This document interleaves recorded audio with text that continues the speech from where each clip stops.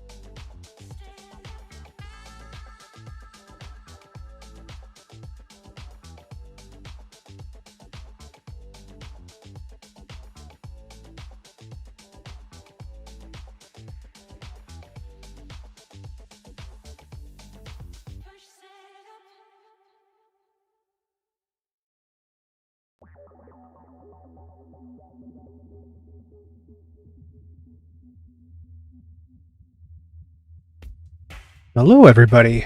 Happy Tuesday afternoon. Join me for a work jam. Oh, hi DJ MacV. Glad you can join me. What is it, dinner time around there?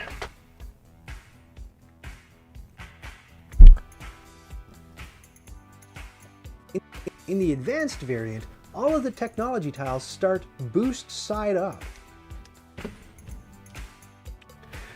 I gotta take a little time to get my footing here. Yes, happy September 21st day. Hi Varys. So I've got September by Earth, Wind and Fire stuck in my head today, so I thought I'd play a little bit of disco in the background here while we work.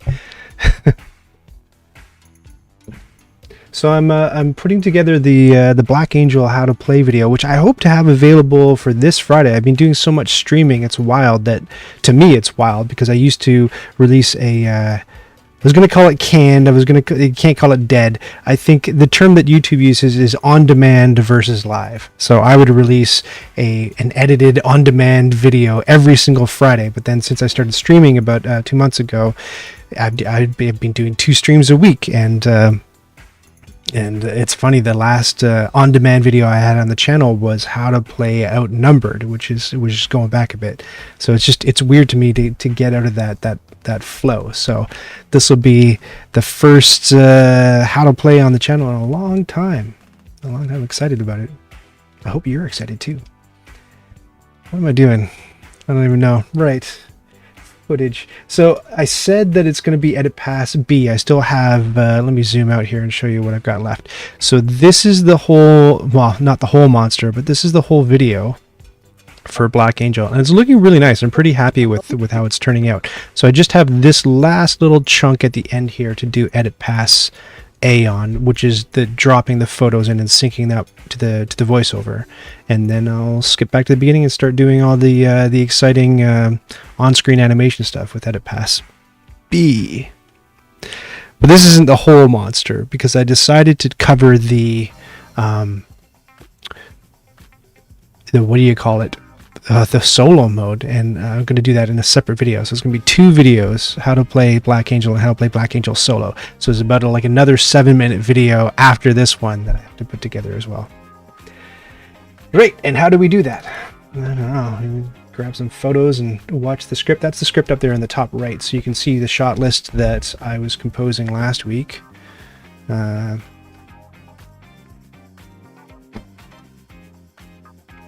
What are you guys working on? This is kind of Earth, Wind, and Fire like, isn't it? Sort of.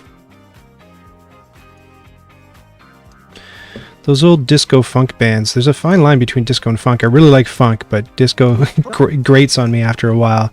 And so, like, Tower of Power is one of those bands that I dig their one song, but I got their album and I can't stand it. It's just too much after a while. Tiles start.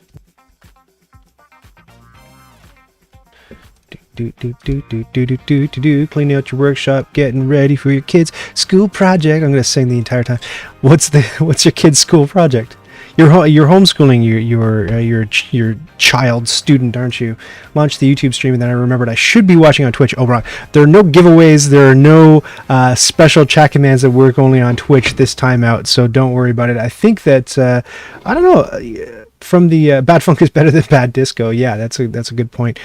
You might try the marker command. So !M space whatever, and that'll submit a marker to me that I can put in again rerun. I gotta find a different thing to call it, a VOD, I guess, the captured version of the stream that goes up on YouTube afterwards, so that people can navigate it more easily. So you can try that !M space Brian explains markers on Twitch or YouTube, and I think it should work on YouTube. Let me know. There you go. But you were doing that so it works from Twitch, Oberon. We can see that. I don't know if it works from YouTube. That was the big question. There's less chat lag on Twitch, that's for sure. I think we timed it, and I think there's like a 15-second difference between Twitch and YouTube with the chat lag. I think. The advanced variant, and that's technology tiles. Even with the YouTube, you can set it to low latency, and that's about as low as it gets. But I think Restream adds some latency too. So I'm actually streaming to a service called Restream, and Restream is beaming that stream out to multiple platforms: Twitch, Facebook, and YouTube. So I think that might account for some delay as well. Not homeschooling. Oh, you're not homeschooling. My mistake. They were home a few weeks ago due to quarantine, and the dude needs to make a musical instrument. So you're going to make a glockenspiel. Do I know what a glockenspiel is? Hold on. I'm going to guess what a glockenspiel is. I believe it is a hammered reed instrument in the piano family. Am I right? Let's see. Show me glockenspiel. Am I? Yes. Oh, it's like a xylophone. Okay, cool. Yeah, I get confused with all the... I mean, there's such a big family. There's the glockenspiel, and there's the xylophone, and then there's the marimba, and name one other instrument in the xylophone family.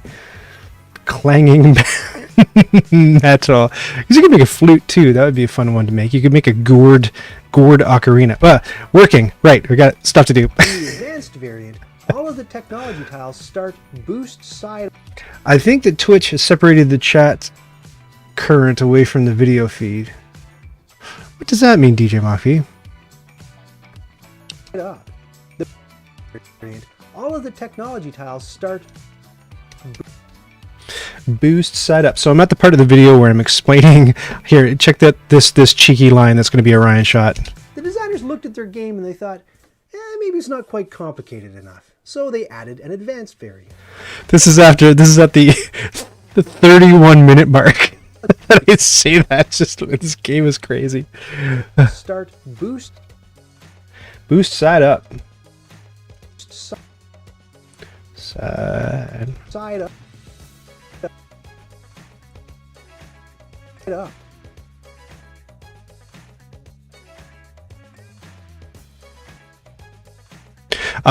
I'm looking over there because on my other monitor I have my bin where I'm pulling pictures from, so you can't see that, but that's what's going on. Boost side up. The boost side up. I want that to go faster so that the last image lands on that P of up.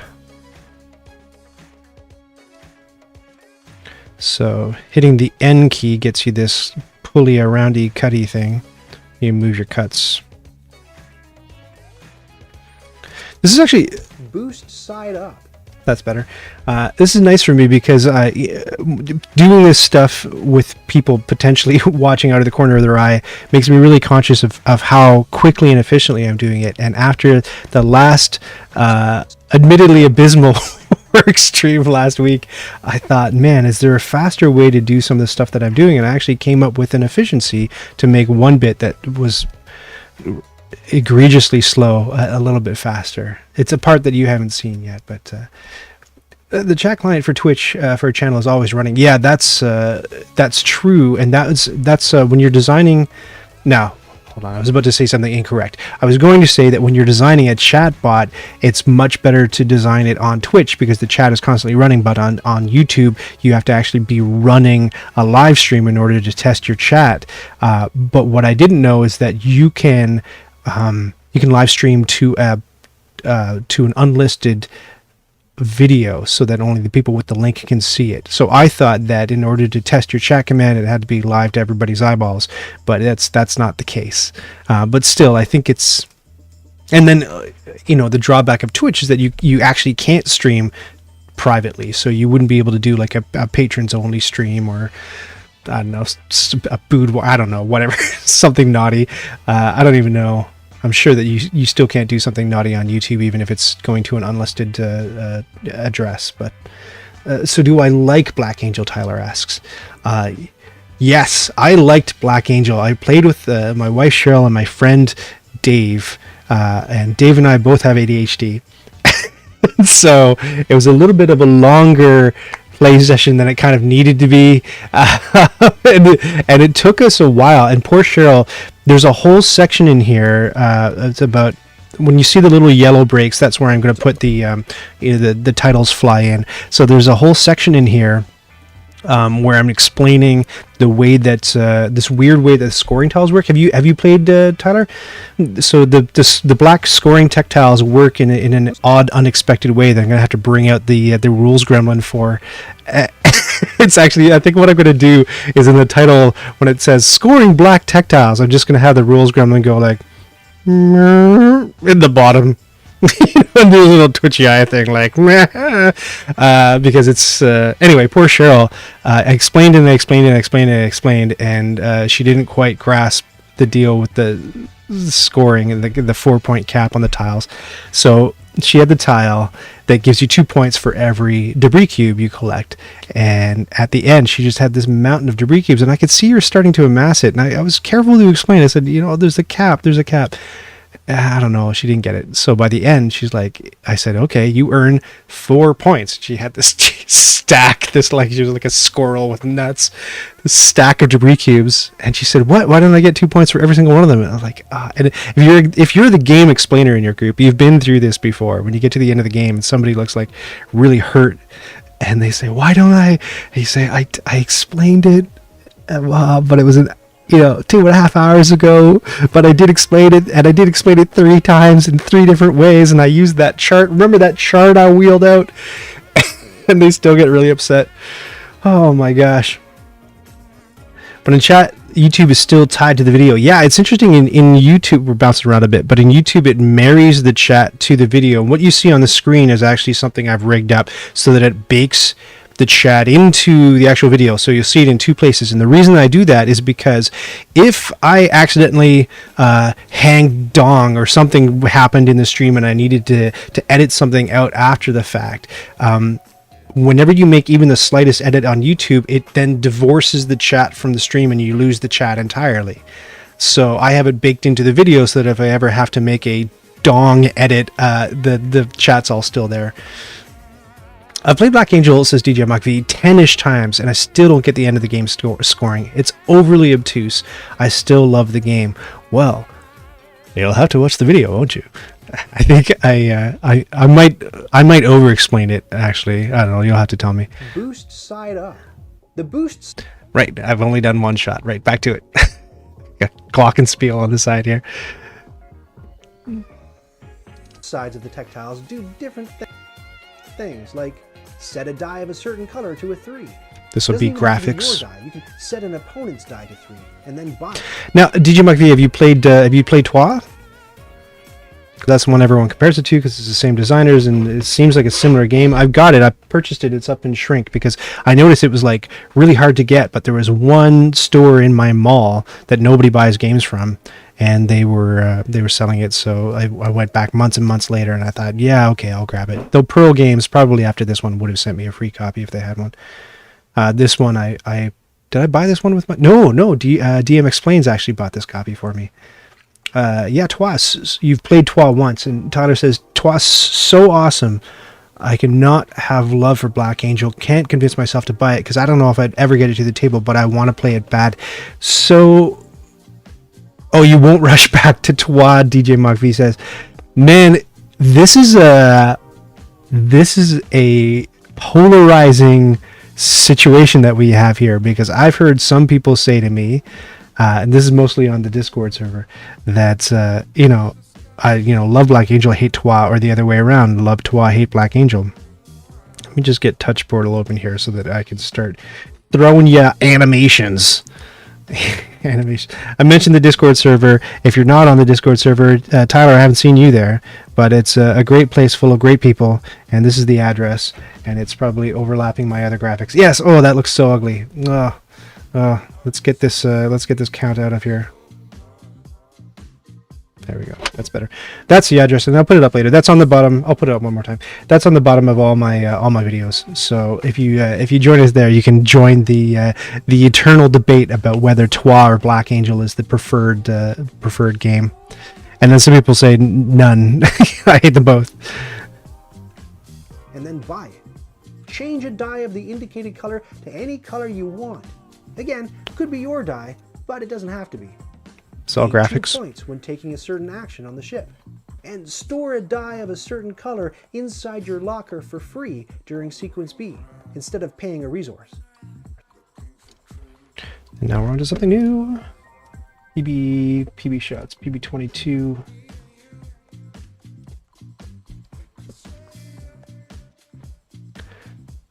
PB22. We've been playing On Mars this week and last week and the week before, and we've only played it twice. So that gives you an idea. But we thought, oh, we could chip away like in our evenings. We put it on the table in the living room. We'll just chip away at it as we go by. But really, it's kind of like it's not really the kind of game that you can devote a couple of brain cells to and then go have a snack and carry on with your day. We sit down and we just go. Turn, and then the sun goes down and the moon comes up, and we're like, oh my god, where am I? So, it's not the best game for that. The cards that you play around the edge of your board do not activate these tiles. They don't. This is one of these situations where I'm looking at the bin, and I can't tell the difference between any of these shots. Oh, I see. One of these tiles is flipping. Okay, that's fine. No, I get it. These tiles. Oh, wait, it's already partially flipped on this? Something's going wrong. Premiere doesn't always sort your things by name. Look how dirty this is, too. This is awful. This horrible table. This velvet material just picks up lint like crazy. And that's like cardboard lint from the edges of tiles and stuff. Yeah. You've played more games of On Mars. I played one more after the anniversary game. We played one more, and Cheryl got thoroughly trounced, as trounced as she did last time. We each did like 1 or 2 points better than we did last time, so we beat our own personal bests, but still, she hasn't grasped the gist of that yet, and I don't really know how to help her. I did something interesting last time I played On Mars. If you know the game, there's a ceiling, like a threshold, and it's like there's 4 markers for the different kinds of buildings you can put on Mars, and as they go up, you get points for raising them up to the threshold. This represents like what the colony wants built, what it needs, right? And if you go past the needs of the colony, you don't get these nice bonuses at the top. But man, I had the synergy worked out where I was just like, I don't care if you need greenhouses, I'm building them. I just didn't get points. But man, oh man, I killed. I killed. So I know, felt good. They keep checking in on that. Still have the opportunity to get a new and shrink 150, but the wife said no, Oberon. Didn't she? You got the old marital kibosh. I don't know if I'd recommend that. Tyler says, why not get a green table and put it onto a green screen, Zoom style? Yeah, because that's a lot of post processing. The way I put my videos together, these are all static shots. I go click click click click click with the little remote shutter button. Yeah, I mean, you can do, I forget what it is, the key filter, color key, boom, here, and then you say, where's the color key? The key color is going to be this thing, and it's going to drop it out, and then you put a background behind it. But I don't know, it's just, it would be a lot, because I'm not doing video. That's weird to say, right? I'm using video editing software, but I'm not, this isn't video, this is a lot closer to animation because it's just stills that I'm sort of stitching along. So you'll see as I go. As you play around the edge of your board, do not activate these tiles. You also can't activate them with debris cubes. Instead, you can flip. So as soon as I say flip, I'll show you what happens. So I've got this bin full of bin's just like a folder. I got this bin full of shots, and they slowly flip the thing over. And the very first one is the composite of all of those images. So I'm going to throw it here, and I'll scale it down. Oh, I see. Hold on, I missed one. Do not. The cards that you. So right there, the cards that you play. Cards that you play around the edge of your board, do not activate these tiles. So then when I come to the word flip, I need to start a frame advanced, trim that off. Whoa! Trim this off. And this is going to be the last frame in the sequence that it holds on. You can flip the tiles. See, so it's just a sequence of still images, which is all a video is really too, but I just get a more consistent result doing it this way. In the drop drive video that I'm working on right now, that's a really weird game because you're actually taking these sort of plastic chain links and describing a flight pattern with them, like bending it around and then putting it over your ship, and then to sort of see the flight path of your ship, and then you take it away and then you move the ship along. And I don't like having hands in my videos, especially because, as you saw when I was doing photography on that one last week, I had this pasta sauce burn on my thumb and I had to put cover up on it. I don't know, I don't think my hands are all that super attractive. And I find that they just block stuff when you're trying to teach games on video and you just got your big meat paws in the way and you're blocking the stuff that people are trying to see. I don't think it looks very good. Anyway, so what I tried to do with that one was still recording video, put the little thing down and then grab the ship and go dunk and then take my hand out and bunk and take my hand out and just do that along the ship. And then I went and I edited the parts where my hand was in. And it looks okay. It was just, I don't know, it's just more time consuming than the way I do it. Maybe black cloth without a nap to it would help. Yeah, you know what? I tried a bunch of stuff, DJ Mark V. I tried a bunch of different types of fabric, and a lot of them, how do I put it? I don't know. I've tried a bunch of stuff, and a lot of stuff doesn't work. This is the best. This is the best worst case scenario. You can flip the tiles over to their non-boost side during your turn. But I might still try neoprene. Let's see how that works. My big objection to using any kind of tail covering is that I can't use sticky tack, which really helps me. So you see, I was able to flip this tile because I used sticky tack, and I could use sticky tack because it was on the board. But if I have to flip something and it's on the table, I can't use sticky tack if there's a covering because it just sticks to it or doesn't stick to it. So I don't know. I'm just musing. A clean room. Shut up.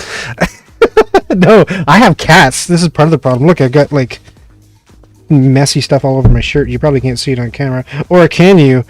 But yeah, I go and I walk around, and I'm just in a black t-shirt in the upper floors of the house. They're not allowed downstairs, and I just am like a big cat hair magnet. And then I go down, and it all discharges onto my table. Maybe the sticky tack on. So I mean, I appreciate all the solutions, but like, look. Act like I don't know how to do things. This is a lint roller that I use on the table fastidiously, and even after rolling it like woohoo, like crazy, I'll film it, and then the other problem you saw if you were on the stream 2 weeks ago, you might have seen that I'm having trouble with this programmer app that I bought, which is what I shoot with, and one of the biggest problems is that I can't beam it out to a monitor. So I'm still looking at this tiny screen, and I can't always tell that it's in focus, and I definitely can't tell when there's little hairs or little pieces of lint that are going to show up like huge when you blow them up to 1080p. It's just too little for my eyeballs to see. So if I was able to find a comparable camera app that would allow me to beam out to a monitor and take stills and adjust white balance by number and lock exposure and focus, if I had all of those features, then I would be able to avoid this problem a lot more easily. You got cats too. There's always more cat hair. Always, yeah. It doesn't matter how much cat hair you vacuum up. They keep making it. They're like those in those game shows when the people are in the booths catching money, except it's just cat hair flying around everywhere. I don't think the specks on the cloth are too much of an issue. You don't think so, eh? Well, hold on. Let me make it big. Like, look at this. Look at this hair. It's driving me crazy. I don't know. But like, it's a sequence of shots. I don't know if I'm going to fix it. You know what I could do? Hold on. For this one in particular, because it is driving me crazy. I could go 52%. Let's go 54%. 54%. So if I do that, it'll at least crop that hair out. That's the super cheesy way to fix that, but it's better than having to go into Photoshop, which I've been doing on the drop driver one video as well, and just digitally removing hairs. Photoshop it out. I know, right? But like, look, I would have to Photoshop every single one of those images, which I could do, and I've done it too. But then the problem is that if you're looking at the area, and nobody would, but if you're looking at the area, then you see like a weird wiggle going on because I've separately photoshopped it out every single time, and then you think, oh, just fix it on one and cut that patch out and stick it to all the different photos, but then the exposure is ever so slightly different for each photo, even though the exposure lock is on. Oh my god, it's a whole thing. Could you not apply some sort of smooth to that area of the video? Yeah, if I knew what I was doing, maybe. Let's see, smooth. I thought too, yeah, I thought maybe put a blur up there, get the whole thing like in Star Wars where the Emperor has that weird blurry blob over here where I think they forgot to make up part of his face or something like that, and you got that really conspicuous looking nonsense over there. Need to call in Corridor Crew. Who are the Corridor Crew? That sounds like a UK boy band. Oh, we're the Corridor Crew. Instead, you can flip the tiles over to their non-boost. Right, I'm getting nothing done here. It was nice talking to you guys. I also have a hard 3 o'clock stop because I got a meeting at 4. I'm designing a VR game for the Oculus helmet. So I think I am anyway. The project is going very, very slowly. Almost another. We're having our 4th kickoff meeting. I always have these I won't talk about that project. That's not nice. Tiles over to their non-boost side during your turn when you feel the time is right to use their powers. If you get into a situation where you really want to... PB23. Ding, ding, ding, ding, ding, ding. PB23.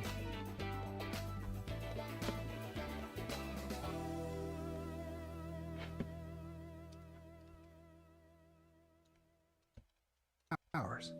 If you get into a situation where you really want to use the non-boost side, but you haven't flipped the tile over yet, This can go back to 50. you can always just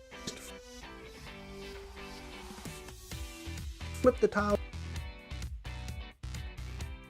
You can always just flip the tiles over and forfeit their benefit, but that kind of stinks. The draw a card step in sequence H. Oh, their VFX YouTube channel. The only VFX people I know Captain Disillusion, and who's like wicked good, and his videos blow my mind. That's the guy with the half silver face. Did I get him right? Captain Disillusion. And there's two guys who are they Italian? I don't know. Two guys who do a lot of cool like horror movie effects and neat special effects. Yeah, Captain D is ridiculous. It's kind of like when I was working at YTV making video games. My mentor there, who actually was instrumental in hiring me.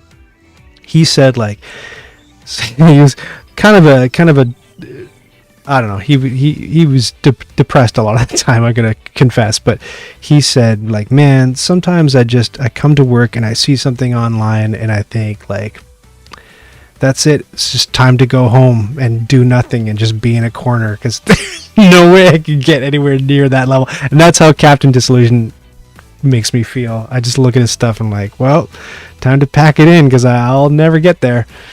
Changes a little bit too. Instead of drawing one card,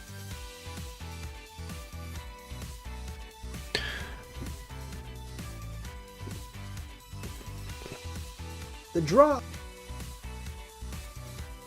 See you, wait.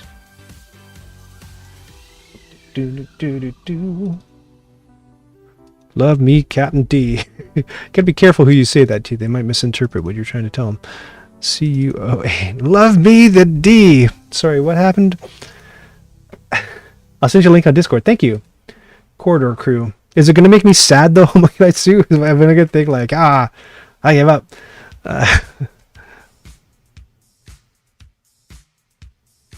Just to close up on one of the decks is all that has to happen in this shot. So we're going to stay on here. Stinks.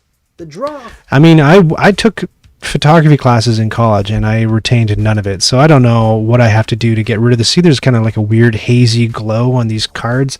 I had like all kinds of trouble. I was only starting to figure it out towards the end how to, I don't know, when I was taking pictures and it was just mostly black tablecloth, it would like gray the tablecloth up because it was trying to like open up the aperture, I guess, automatically to let a whole lot more light in. And so if I wanted the tablecloth to look a little bit blacker, I would have to like hold up something not quite white but light gray so that it focuses on that, and then lock exposure and take that away, and suddenly I get a black tablecloth again. Sometimes it would dull down the things on the table a bit too much. In sequence A changes a little bit too. Instead of drawing one card, I'll take this down to 48. Cards matching the color of the die you just used, you draw two cards matching its color. So this would be graphics. And discard the other. If you used one of these boosted tiles to change the color of the die you used, you need to draw two cards that match the original color of the die before you changed it. Setup.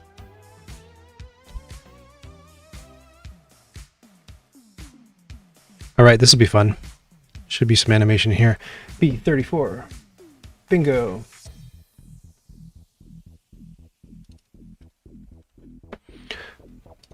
Their most popular series is Vfx Artists React, where they react to movie video scenes and talk about how they did it, and with bad ones, what they could have done better. Nice. I follow a guy whose handle is Props to History on Twitter, TikTok, sorry, who I really like. What is going on with this? See, this is what Premiere will do to you. You look at this and you're like, what is happening in this sequence? And then you realize it's not sorted alphabetically. I gotta sort by name. Oh, that makes more sense. Right. 50. To set up the game, put the... So this is, hopefully this looks really cool. So we'll put it here and we'll put it at 50. And a lot of times when I shoot stuff in stop motion, I'll do it in reverse order. So we have to hit speed and reverse it. And I'll cut that and make it the final frame. Black Angel board. Ooh, that looks cool. I might even slow that down. That looks so cool. Speed 50%. Put the Black Angel board at one end That's pretty neat, right? of the table. And then Whoa, we got this spooky Beetlejuice music going on. Whoa, one Black Angel, kids. They also bring in guests from the industry to talk about how their scenes worked. Very nice. I should start. You know what? I made it a goal of mine this year to learn After Effects. And anytime I open I think the program just does so much that whenever I open a tutorial, like they're talking about something completely different every single time, and I just get completely lost. It's just like there's just so much to unpack in that piece of software. I don't get it, but so far mission failed on that. I don't know. Maybe I should renew my efforts. and then lay down the 7 outer spaces of the table. Better and better, little by little. B34.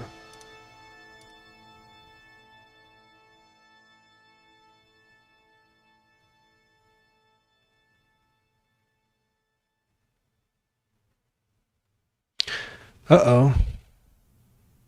Uh-oh. Look what happened. B34, my notes say, empty table, pop on the Black Angel board, pop on 7 strips, get a close-up on the number of the strips, pop Black Angel in the middle, pop on spec, little token, new shot. I didn't get any of that. I just got this. Ah, crap. Uh-oh. I'm going to look around that area. Shoot, really? Did I completely miss that entire huge shot? I'll look around OS 37, outer space 37. Ah, crumbs. And there is nothing in OS 37 footage OS 37. Oh no. Oh no, the folder is empty. Oh crap. And 38 is empty. Oh no. Oh no. Oh no, now what? Okay, let me let me look at the board again. 35. No, it might be here. I'll put it over here so you can see. The tension. The surf rock. There's a finger. Looks like... Did I get it here? I'm going picture, picture, picture, picture. Something weird's going on here. Let's see what's happening. Black Angel footage, OS 37. I watch too much YouTube. There's no such thing. Keep watching YouTube. God bless you. OS 35. Here we go. Yeah, I wish I knew the name of these two guys. I even wonder if we're talking about the same people. No, the guys I watch, they don't interview celebrities or special effects pros. It's just these two guys who have interesting accents. What is happening in this? Okay, so I'm going blank, blank, blank. So this looks like what I'm missing. Ship and spec. Yeah, that's what I need. But then what happens after that? Ding, ding, ding, ding. This looks like a redo and I screwed it up. Ding, ding, ding, ding, ding, ding, ding. Oh, I see. That's for 2-player. Yeah, okay. Cool. So these are the ones I need right now.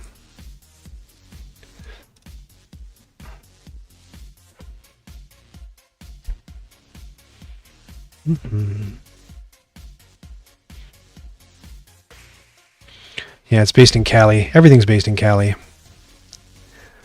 Especially access to celebrities. I was talking about this with Cheryl this week. I would love to play board games with celebrities, but like you're not in Cali, it's a little bit difficult to access people, right? But wouldn't that be fun? Just Ryan plays War Chess with Nathan Fillion. That'd be cool. The 7 outer space.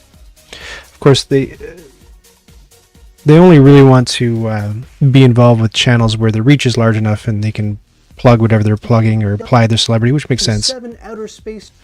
But I want to know how, you know, channels like Hot Ones, did they start out interviewing celebrities or did they build up to that? And if they built up to that, how did they do it? Was it like, oh, my cousin knows Jared Leto, or I don't know how that works. 7 outer space strips. And then everyone's like, ooh, Jared Leto was on Hot Ones. I don't know. Ryan versus Ryan Reynolds. Yeah, it's funny. Cheryl brought up Ryan Reynolds because she's like, he's a really nice guy. Like, yeah, I'm sure he is. But first of all, he's busy. He's making a musical with Will Ferrell based on A Christmas Carol right now. The 7 outer space strips randomly. Not only that, but like a lot of these games, you may not know this about board games, but they just take a real goddamn long time to play. So I don't know how many celebrities would actually have. Like, they can go on and do like a 7-minute thing on Conan O'Brien, but I don't know if they could really sit through a 3-hour play of Agricola on some idiot's stream, you know? The 7 outer space strips. 4, 5, 6, 7. The 7 outer space strips randomly. I hope. No. Any thoughts? Any thoughts on getting? Is Jared Leto your cousin? Let me know. Down the 7 outer space strips. Will had that covered and fell apart. But again, Will is a celebrity himself and lives in California. So randomly. Why does this come in so late? 7 outer space strips randomly. Why does that last one feel like it's pausing? Oh, because it's the same picture, that's why. Randomly.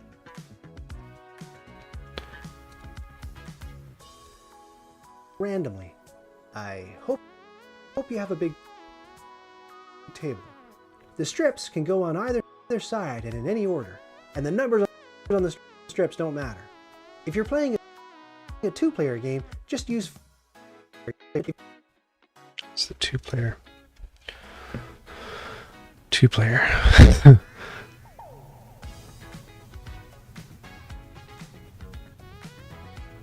What happened again with this?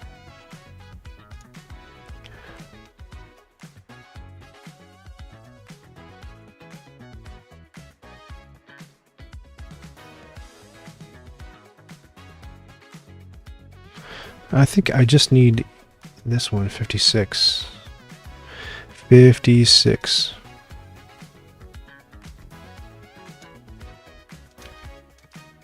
Strips don't matter. If you're playing a 2-player game, just use 5 strips instead of 7.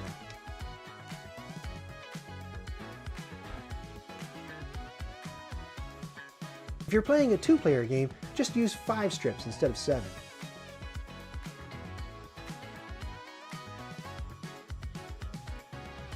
Put 7.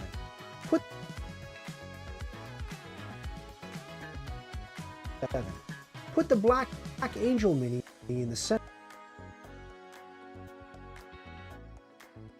central hex of the central strip. Put the planet spec token on the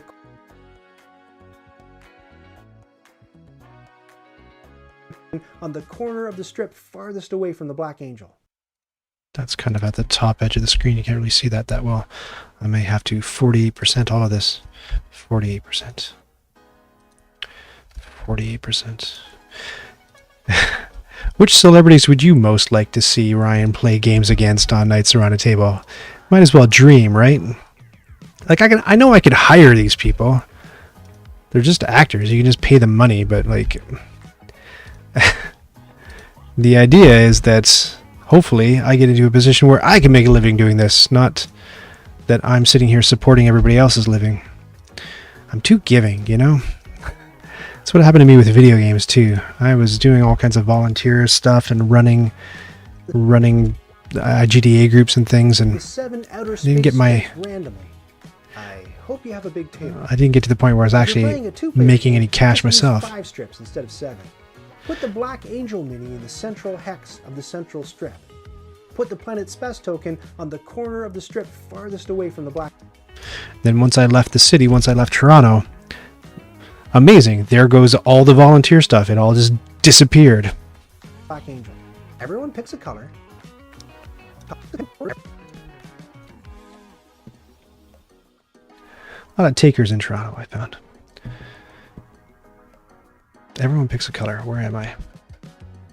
Icons, advanced setup. Everybody picks a color. B35. No, right.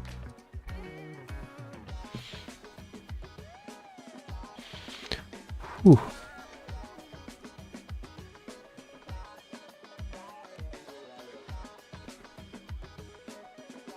Some nice wah-wah in there. Guitar, I mean. Away from the Black Angel. Everyone picks a color, and 5 of their color, and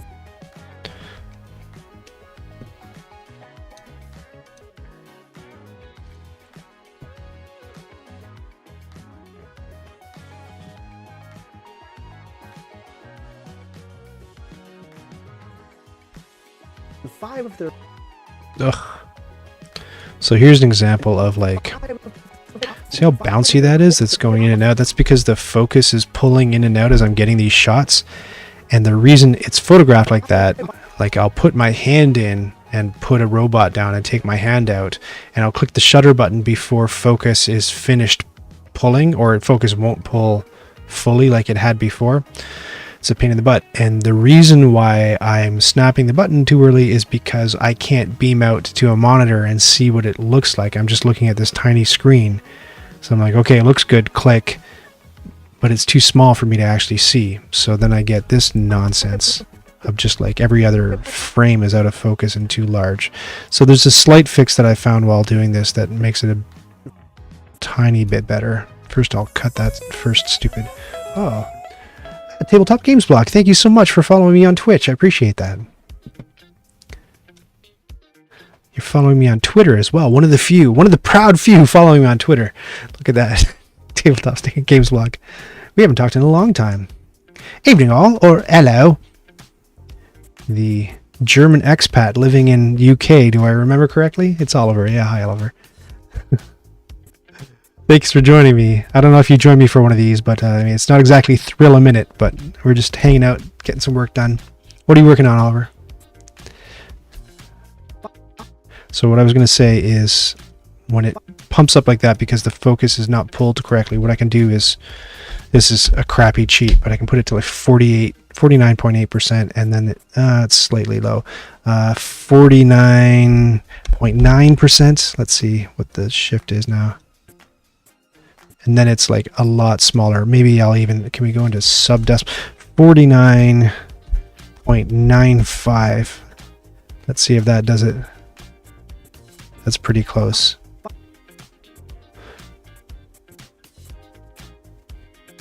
And this next one gets even bigger. 49.95.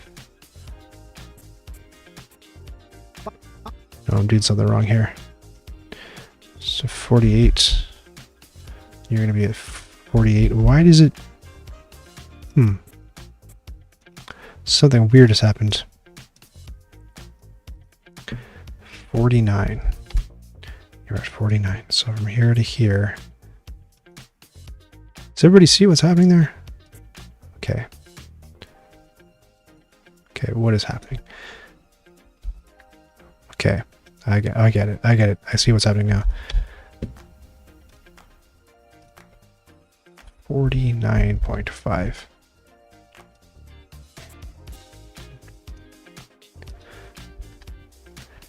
It's fascinating to see you working right. Is it that fascinating though? It's, oh my god. I'm really conscious that I have to just be constantly entertaining people all the time. So whenever I'm doing something that, I mean, I'm just conscious that this isn't like it's not exactly circus performance. You know what I'm saying? So I get a bit ermy about it. 49.8. Just futzing with scale values, but it's thrill a minute. Again, 49. And I'm keenly aware that I'm a perfectionist, so when I do this kind of thing in front of people, I get super nervous about how just picky I'm being with things. What is happening between these two shots? 49.8 and 49.8, but the second one is too big, so we'll go 49.6. What's the background music? Will Twitch block you for using paid for music? I'm glad you asked that. No, check this out. Wait, Frothy Cat, what'd you say? Don't trust the bits. I missed a bunch of chatter here. It's evening here. Games night starts at 7 p.m., so I won't hang around for too long. Thank you for joining me. Let me get the music question answered as quickly as I can. What's happening is I have a... you can see that up in the top corner. So this is called Epidemic Sound. I'm auditioning them, so they charge $15 a month, and all the sound is royalty cleared, so you can play as much of it as you want. They have music and they have sound effects. You can filter it by lyrics and no lyrics and a bunch of different genres. So this is like, we're coming up on the last few days of my trial here, and people have told me on the Discord server, blah, blah, blah, blah, blah. They've told me that they like the music. Music is a good thing. But as far as this particular service goes, they have competitors who I want to check out first. The goofy thing, and I'll try to bring them over here so you can see a little bit better. Come on now. The really goofy thing, and it's, I can't explain it, is down here on their player.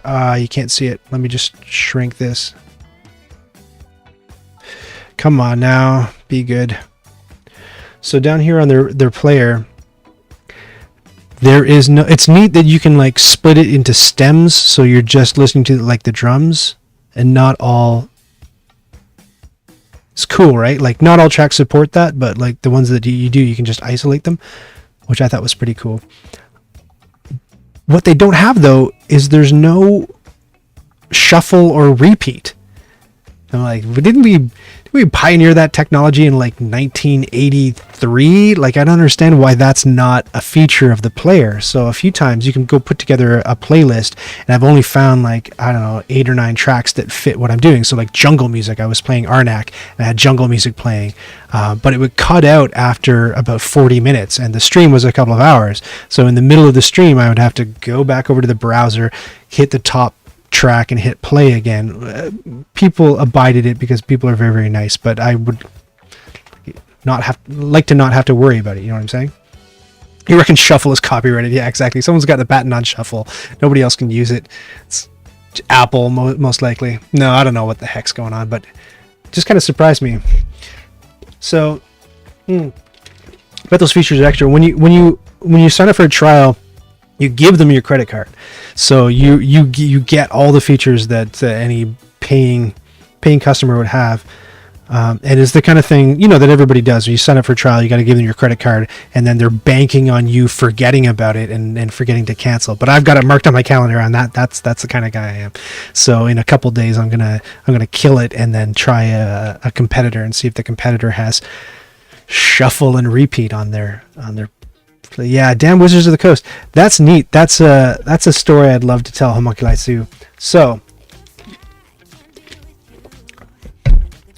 they say you can't patent game mechanics. Well, that's not true. You can patent game mechanics, and keep in mind there are differences between patent and copyright. So with a patent, that's where you actually have to do the drawing of the thing and submit it to a patent office, and it costs a whole huge crazy pile of money. I want to say it's like $10,000 to patent something.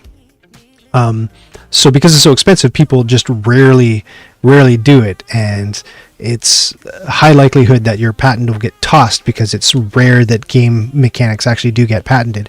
But we've seen a few examples in the video game industry. So one of them is the arrow at the top of Crazy Taxi, if you've ever played that game from Sega, that sort of like points in 3D where you're supposed to drive your car next, and that was actually put to the test when they used it for Simpsons Road Rage, and they put the arrow at the top of the screen. Sega said, hey, we got that arrow patented. They sued, and they, correct me if I'm wrong, but I believe they won that. And then another interesting one was Nintendo patent. These are, Sega, Nintendo, they've got some money, so they're able to do this, but Nintendo patented the ghost car when you're in a racing game, so that you can trial against yourself, so you can play back your past race as a translucent car and try to beat your best on the track. Also patented.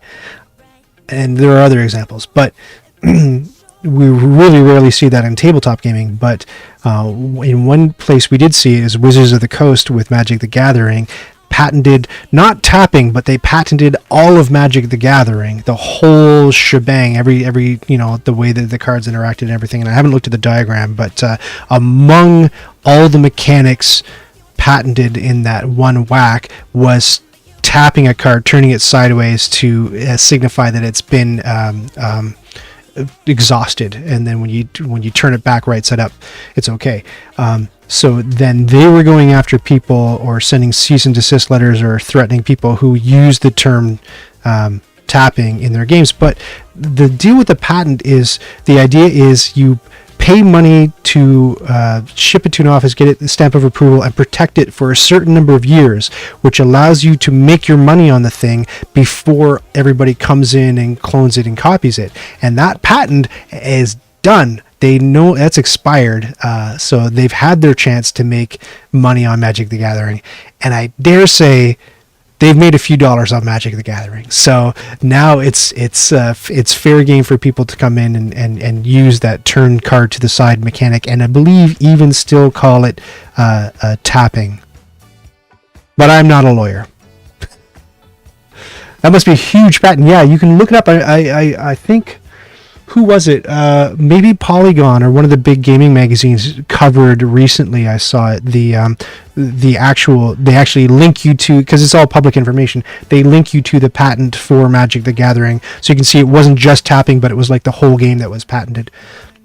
Wizards of the Coast are doing all right for this. Yeah, we're not too worried about Wizards of the Coast. We're not like, I hope they can find their next meal somewhere. They're okay. Don't use the word tap.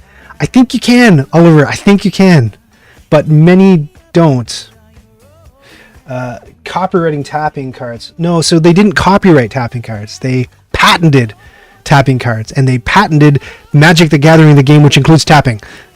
So it's we like to have an oral tradition in board gaming, but it's not all accurate. So I think I'm giving you the straight dope on that. They didn't patent tapping. They didn't copyright it, certainly, but they didn't patent it. They patented the whole game, which included tapping.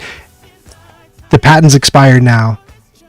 And so it would be, here's the deal. You can sue for anything, anytime you want in America. Nothing's stopping you from suing. Even, if it's frivolous, it doesn't matter. It just goes through, and then you let the courts test whether the suit has merit or not. And sometimes lawyers get spanked and things get thrown out of court, but nothing's stopping you from suing. So I'm not saying that if you had your own game and you called it tapping, Wizards of the Coast couldn't sue you. They can sue for whatever they want. Anybody can. And anybody who sues and has more money than the suee wins. And that's how the justice system works. So I'm not saying it's necessarily a good idea to call it tapping, or if you're going to piss off Wizards of the Coast. But if you had more money to play with than Wizards of the Coast, you can call it, frankly, whatever the heck you want, and you'll be fine. Back to this. Warner Brothers and the Thing from Middle-earth Mordor games. I don't think I know about that one, Homunculi. Tell me about that one. How else are they supposed to get to space? If you use tap, I'll have to report you on Twitch. Yeah. It's not hanging dong. It's using tap. That's it. Tell Wizards of the Coast on me. Snitches get stitches, Oliver. I'm going to tap so hard. I believe everything you say, Nazar at a table. Yes. Excellent. Yes. I've accomplished what I set out to accomplish. Hot tap stream. It's going into uncomfortable areas, friends. Right, so what I was trying to do was, because the focus is pulled in a bunch of these shots and it looks inconsistent, I was trying to match the scales with these, and it's not going well. 49, it can't be 40, it can't, 49.9, is that the difference between these two? It's even small. I don't know, man, 49.9, I'm going to go back to 50. Yeah, that's good. It's this one that's too, I would say, small. So 49.9, 49.8. Let's see the difference between these two now. Yeah, I can put up with that, but as soon as we get to this, this is noise. 49.8. Let's try. That's a little bit better. Ah, it's still big. Oh, what a pain in my bottom.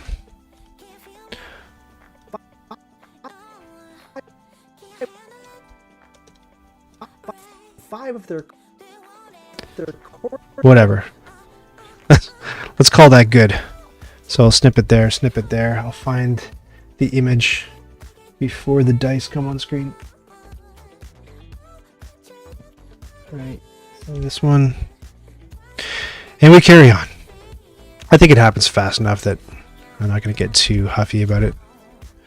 I always have to remember to drop these animated sequences into the main timeline, because when I go back and color it, anything that's on top is more like the pointy fingers and the titles and the things like that. And so if it's sitting above, I'll forget to color it later. I'm not drunk, I promise. And 5 of their corresponding. Ugh. Oh, there's a couple frames in there I just can't let go. Your stop motion animation videos inspired me to try it myself, but it's just too time consuming to me. Oliver, I made that one video like for you when you were asking me about I think the die and dice forge. You said, how did you flip it like that? And I was like, I'm gonna do a video to explain to people, but it really only ended up being explained to Oliver because nobody else cared. So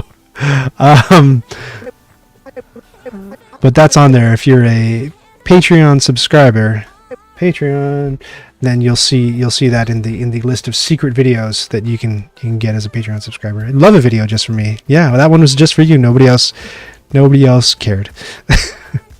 What is happening here? I don't understand. 49.6, and this is down to, should be 50.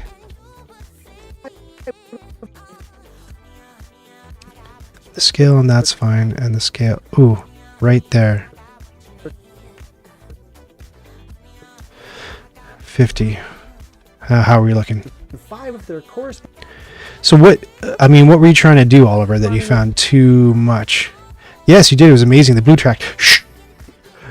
Subscribers only. No, I've mentioned it, sticky tack. If you're interested more in the sticky tack process, I actually have a couple of videos that I made for Oliver that as a Patreon supporter of the channel, you can go check out, and they show this shot back here where I flip. Nope, not that one. This one, I should talk about how I did this one.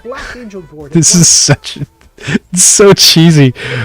Look at that. Well, actually, tell me in chat, how did you do that? Angel board at one end of the table. How did you get that shot? Put the black angel board at one end of the table. And here's a hint. It's super put the black angel board at one end of the phony balloons. Here, I'll play it a couple more times. Put the black angel board at one end of the table. The black angel board at one end. I love it. I love doing these shots. Is this a paid for video? This is not a paid for video. DM Explains, one of my patrons, purchased this game for me and shipped it over. God bless him. And I played it, and I don't know that there are a whole lot of great teach videos for it, so I decided to make it. And when I decide that, I hit the publishers up and I say to publishers, will you share high resolution graphics of your games with me so that you save me from scanning all the components and cutting them out on Photoshop, because that's a real pain in my butt, and just things look way better when they supply me with graphics than when I actually have to scan components. So I did that with a few videos, and by and large the publishers were like, no. I said, no, forget it. I'm like, really? So I come back to them and I say, because, if you were to purchase one of these videos from me, and I do these on a professional basis, and people do buy them from me, you would be paying this much money, and they're worried about piracy. They don't want me to take their graphics and pirate games. And I have to assure them, I'm like, check the channel. I've been doing this for 4 or 5 years now. I'm not in the business of pirating board games. I'm in the business of making videos about them. So especially with the mention of how much it would cost them, that kind of seems to convince people, and most of the publishers will relent and say, okay, yeah, that makes sense. We'll send you our. And when I assure them that I destroy the images after I'm done with them, some of them I'll hang on to. Like Catan Studio gave me images for Catan and Cities and Nights, and I've hung on to those only because I've been planning to do Seafarers, and I'm going to need the graphics to do Seafarers. So rather than re-request the assets, I'm hanging on to them, and I'm working on Seafarers after this one. But Pearl Games, who makes Black Angel, I hit them up and I said, "Hey, can you share some high-res graphics with me?" And they were like, "Yep," and they sent them right over. Like, no, there was no argument, no nothing, and I was just like, and this is in the middle of me asking a bunch of publishers, and I was like, "Wow, okay, thanks very much. You know, you gave those up pretty quick," and they said, "Well, yeah, like you do great videos. Why wouldn't we?" And I said, "Yeah, exactly. Like, talk to your colleagues. I don't know what's going on." Thanks, Oliver. Thanks for dropping in. Yeah, good to see you. You'll see how this. What are the guesses? Nobody. The board opening. Nobody guessed how I did that. So I'll just tell you. Like, check this out. Whenever I'm doing something and part of it's off the screen, I'm just holding it. So go frame by frame. This is just my hand on the right side of the board, holding the board down, and then when it lays down, I don't have to touch it anymore, and just enough of it is off the outside of the shot at the bottom of the screen that I can just grab it with my fingers and lift it up and open it. So like my hand is holding the corner of the board at this point, and then here it's just the table supporting it, right? I don't even have to touch it, and I'm just touching the corner and the corner outside the shot, the bottom left-hand corner, and here again I'm holding it and holding it. This is just my hand. But it looks great. Put the Black Angel board at one end of Oh, I love that shot. That's great. I love it. Oh, sneaky tricks. Does this look good yet? That's acceptable. Go into the break room, while one more.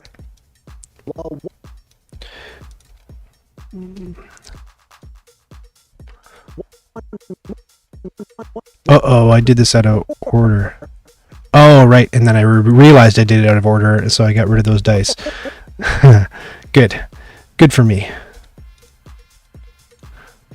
One more. So I'll try to find the shot that I need before the dice go up.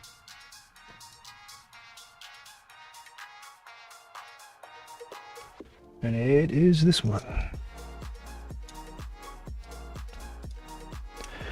Thanks for the board opening explanation. That's really fun. Oh yeah, my pleasure. Frothy cat. One more goes in each. It's so cheesy though, right? Whatever works. And this is what I found, and I think one more goes in each color. I mean, we're talking about those special effects guys who do their videos. I'm sure that if you watch those, a bunch of shots will just be like, oh my gosh, I can't believe they got away with that using like chewing gum and string, you know, and I didn't even notice as the viewer watching it. And if you've ever gone and seen props expos or costume expos, like the Lord of the Rings traveling costume expo came through Toronto soon after the movies, and so it was neat to go and see all the costumes, but then you'd be right up in front of them, you'd be like, this is styrofoam. Like, this is made of craft foam from the dollar store, and it's spray painted silver. How does this look so real on camera? I can't answer that question, but it's wild. You know, I love. There's a shot in Poltergeist that I really love, where they use.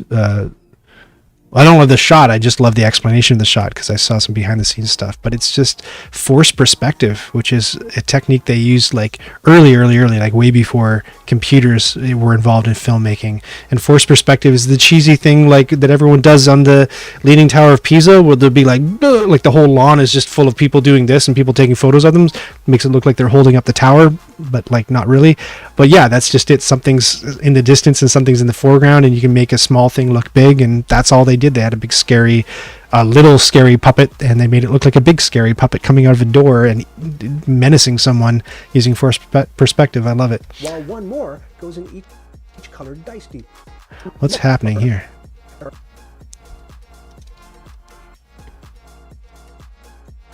am I doing?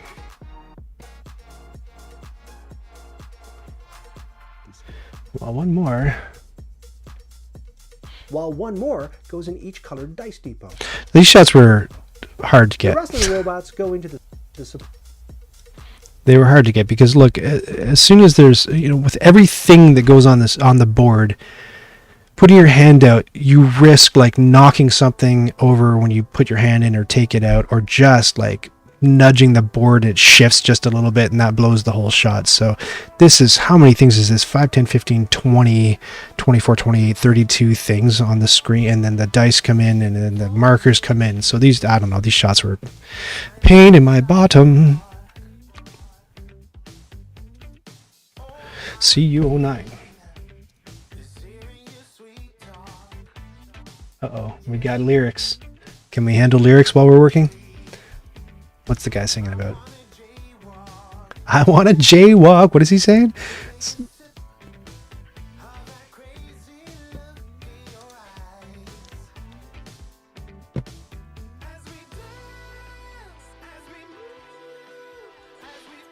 I've been watching you for 10 seconds. I already have a much greater appreciation for your content. I couldn't do it. I'm glad you do.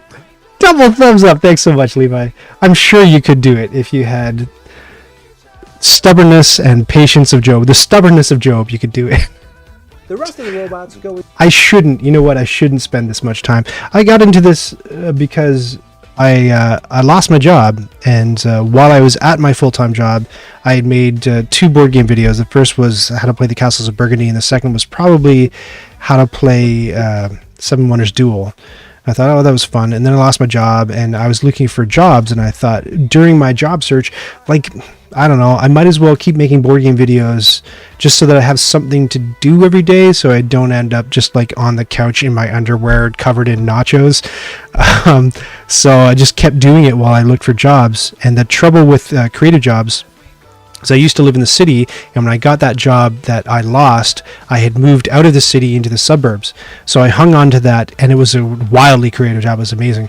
I worked there for 2 years, and then mismanagement of the company happened, and they sacked a whole pile of people, myself included.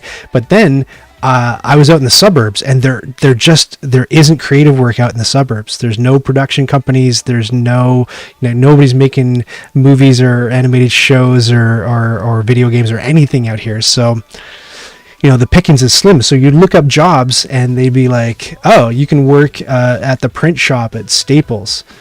And that's what you can hope for. Now, this was before the pandemic, but I mean, this really got into the swing of things well before the pandemic hit, so I was already in it too deep to stop and actually take a remote creative job. But I mentioned that today at 4 I do have a meeting with I'm designing a VR game, so I have a meeting with that. I get the creative director title on it. That's pretty exciting, isn't it? Let's go into the supply. What am I saying here? The rest of the robots go into the supply. The rest of the robots go into the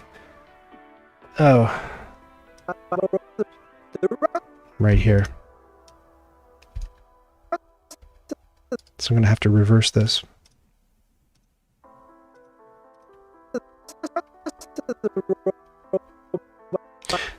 Now, we talked about cleaning this table. I remember being very picky with the roller and making sure that this table was nice and clean. But check out what happens as soon as I get this shot on here. The rest of the robots go into. You can already see little flecks anyway. This is after I heavily rolled the table. Into the supply. Put the dice in their respective depot. Oh, I was gonna say, this shot here when the resources get introduced. Look at that big old cat hair on that piece there. Stupid thing. I don't know. Creative director is very fancy, isn't it though? I know. I'm very excited.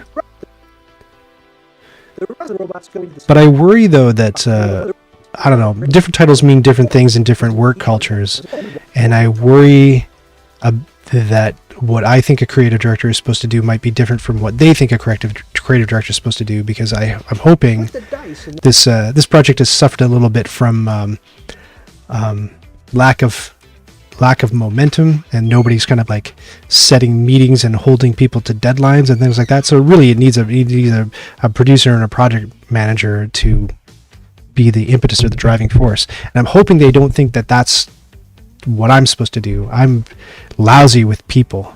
You don't want me to direct people. You want me to direct ideas, that's fine, but don't make me ask people to do things. Forget about it. It's a recipe for disaster.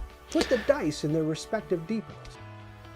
You need to get Cheryl to drop peeled grapes in your mouth while you recline on a chaise lounge, just for the Zoom call. Yeah, just to let him know. Yeah, hey, creative director, baby.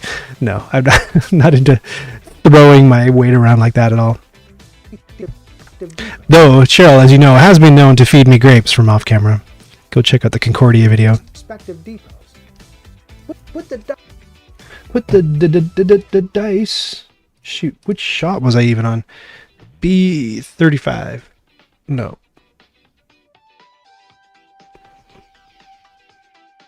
I don't know which shot I was on. I was on B.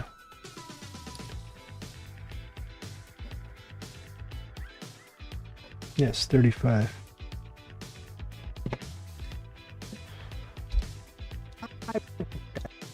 Four dice.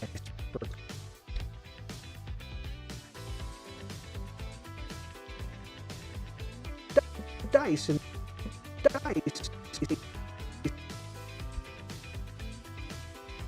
Laugh a lot. I was just about to say it would make a great Concordia expansion box cover. Yeah, I actually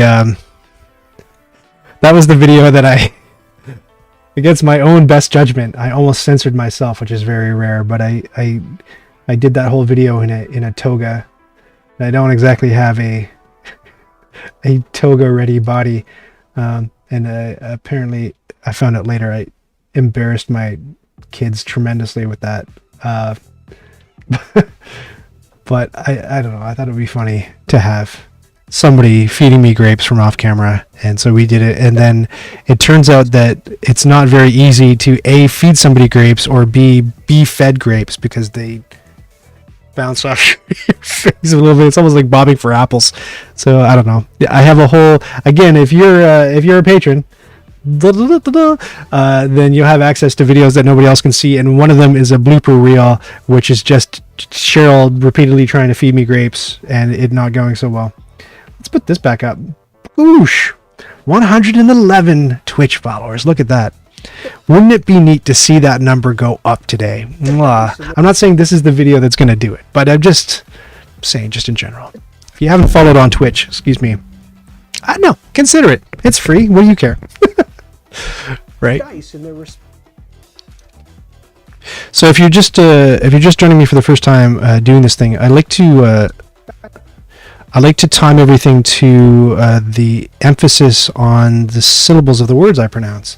So let me just go find the next. It's this one. So dice in their respective depots. So dice in their respective, and then when I say the E of depots, that's when the other dice are going to come on, just because it just feels good like that. Right there, and this is going to be a hard one to find. So this is when I have to go to my blowed up view in the respective depots. And so right there, E9117. E9117. And like I mentioned before, if I don't drop these animated sequences down, then I'll forget to color them later on in a future step. Dice in their respective depots. That feels nice. That's a little bit delayed, so I'll back it up a bit. See how this feels. Dice in their respective depots.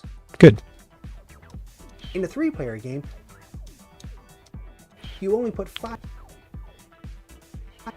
So here I'll just it's just the word 5, so there's nothing really to latch onto. So I'll just go bang, bang, bang with these next shots. I think these are the ones. 5 dice per color. Oh no, actually I can latch onto something. 5. So I'll latch onto 5 dice per color. Only put 5 dice per color, and only. Yeah.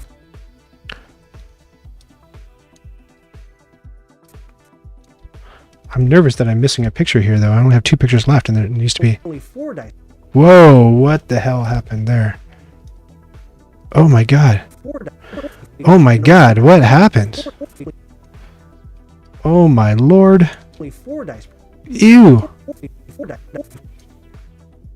What's going on? Why is that so blurry? And I don't even. What the hell? And only 4 dice per color. Ooh, that's really bad. How do I fix that? Like, obviously I can't go and I'm not going to go do that entire shot all over again. you think it's enough of that I just say it? Put the dice in their respective depots. In a 3-player game, you only put 5 dice per color, and only 4 dice per color for 2 players. Man, what a drag. I think I'll just have to say it because I can't switch to that blurry shot. That's terrible. It's terrible.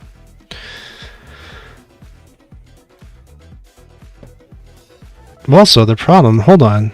There's a bigger problem. There's got to be, wait, there's got to be something going on here. I'm in 35, B35. There's no way I would have let that ride. Hold on. There's no way. Maybe there is a way.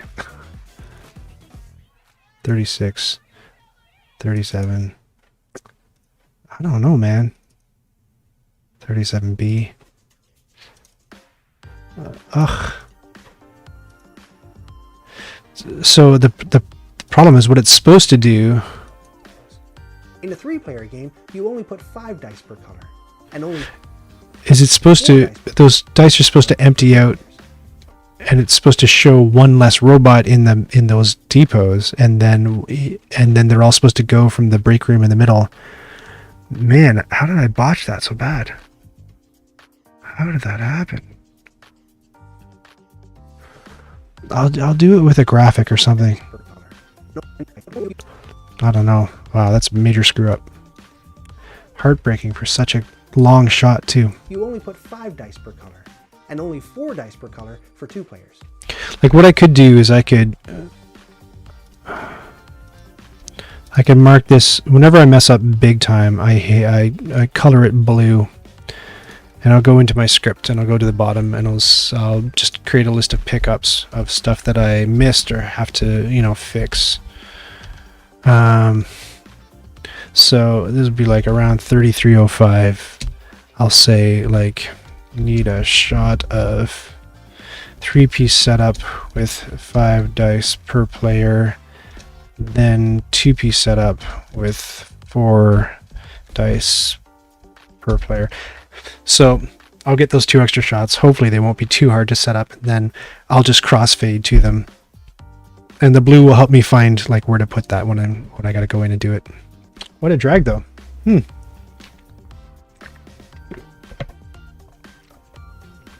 That's okay. It'll still look good.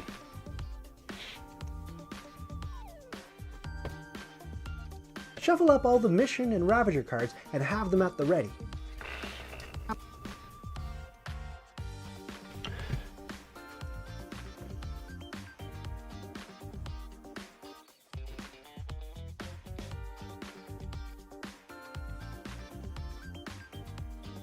Shuffle up all the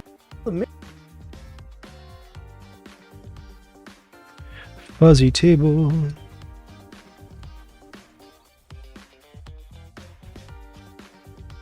mission and up all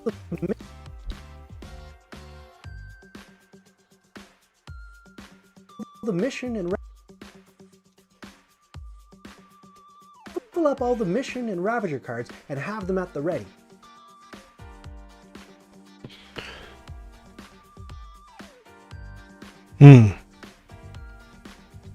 If you're playing with 3 players, get rid of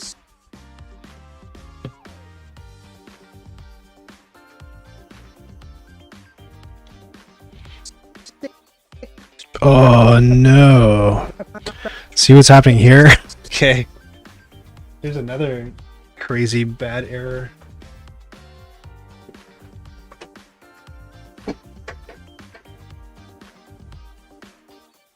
So this goofy arm is what I use for my stop motion stuff, and it's great because it's really bendable, posable. You know, the camera sits in this little screwy thing, and it's on a ball and socket joint, which is great, but the ball and socket joint is tightened with this little just plastic nut,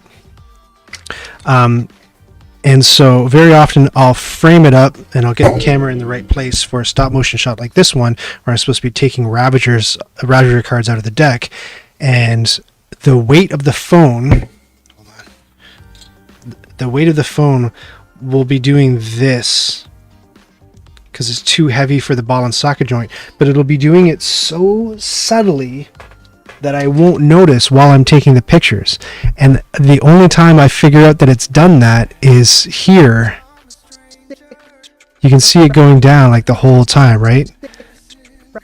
Oh no. And that's just the weight of the phone on the...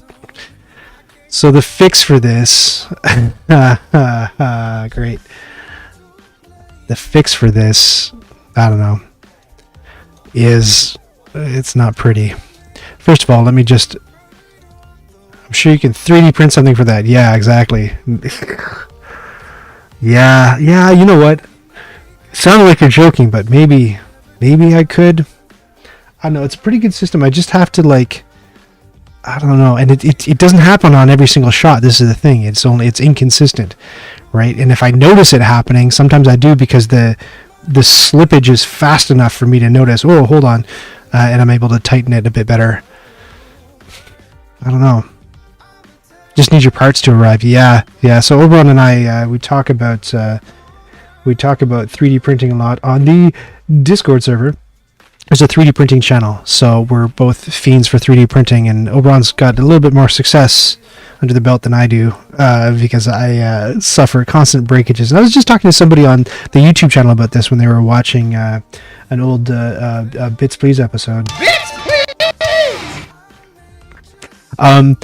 It was the one where I first got my SLA, my resin printer, and I had vented it out the bathroom window my wife really did it at her urging, because she didn't want to breathe in toxic chemicals for some bizarre reason. But the person was asking me, like,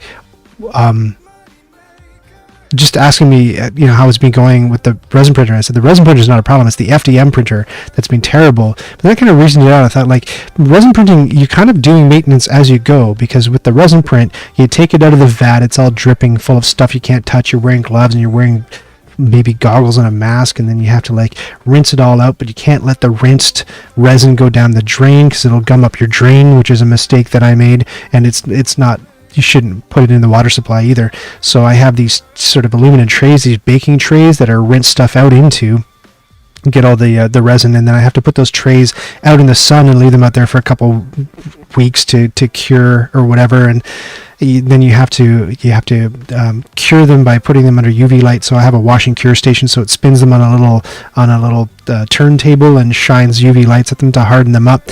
So there, and then you have to clean off your build plates, and you have to constantly be stirring up your resin and cleaning out that, like, if you get pieces that dropped off your build plate and stuck on the bottom of the vat, you're popping those out and you're filtering the resin. So just by the way that you print things with that machine, you're kind of tidying as you go. But with FDM and the prints, I mentioned this person, the prints only take, like, I don't know, 2 to 6 hours tops, right? Because you're not doing, resin's great for little mini things. So you're not doing, big bulky stuff. FDM, you're doing big bulky stuff, and the prints will take, like, I'll slice it and it'll be like, it'll take a day and a half. I'm like, oh man, a day and a half. So I'll go and I'll print it, and maybe it screws up on, like, the 14th of 16 hours, So most of the time with the FDM printer, it's just like, when it finishes the print, it's been a day, and I'm like, oh, thank God that worked, and I just want to snap it off the build plate and get out of there and not look at the printer again, or better yet, print the next thing that's on the list, because an insert for a board game can take 2 weeks to print every single little box and latch and everything that's in the print. So it doesn't encourage me to do things like clean my build plate or check for clogs or really, keep it in good repair. And as a result, I get issues. So right now I'm waiting for parts from China to fix the machine. That's my fear about some prints, says Oberon. I have a Mandalorian helmet, half size, but it's a 12-day, life size, but it's a 12-day print. Like do it in pieces and glue them. I know it doesn't sound super fun, and you worry about getting everything lined up when you're done with it, right? But yeah, I know what you're saying, because it's a 12-day print, and then what? It fails on day 8. And you're like, my life. if I had multiple FDM printers and I could have the one sitting in the corner that's just doing, you know, the Eon print, and I could get, because it gets really, man, it gets really addictive when you can like push a file onto a machine and hit a button and then get like a toy out of that. Oh my God, that's like my childhood dream come true. Remember, you go to the dentist's office, it's like, here, you know, pick a toy out of the treasure chest. Now it's like, I don't need your crappy, I don't have to get my gums to bleed to get a toy anymore. I just have to hit print. Oh my gosh, it's so exciting. But it's the pain, the anguish involved. I'd almost rather have somebody poke at my gums at this point. Back to this. Right, so the fix here is ugly.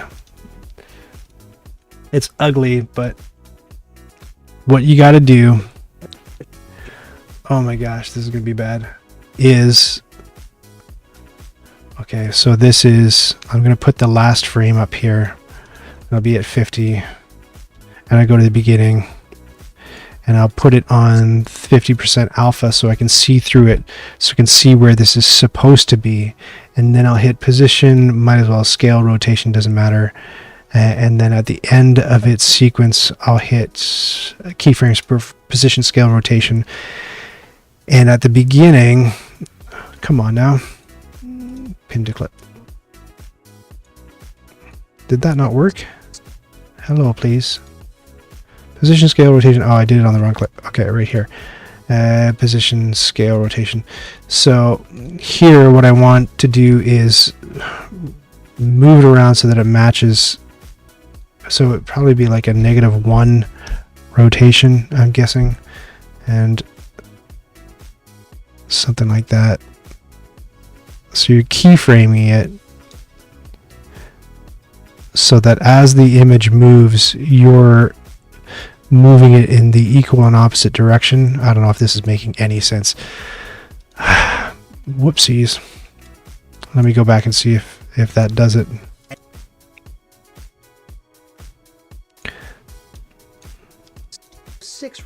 No, that's terrible. Why did I think that would work?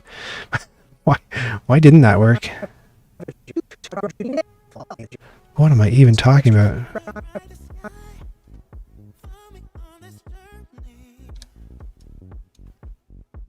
Hold on, it's because I'm talking. I'm getting confused.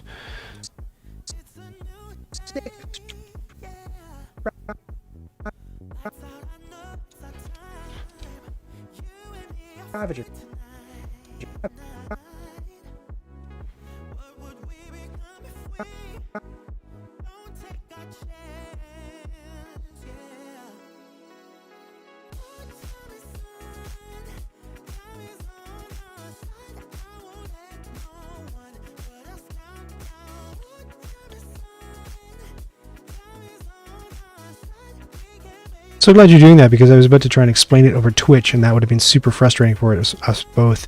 Explain what, this nonsense that I'm doing, or oh my lord, oh, that's terrible. Hold on, I messed up somewhere, so let me think this through without worrying about what's in chat right now. Okay, so this is going to be, that's going to be that frame, and it's going to go to that frame. So I need to take this frame, this is the last frame of the sequence, put it on 50% alpha, which is where it ends up, put some keyframes here, put some keyframes here, and here on the last frame. Why is that so far off if I think that's the same? Using a clip as a guide, right? Yeah, when shots aren't lining up. That's right. That's what I'm attempting to do. I think one of the problems is that I'm using the wrong clip to use as the guide.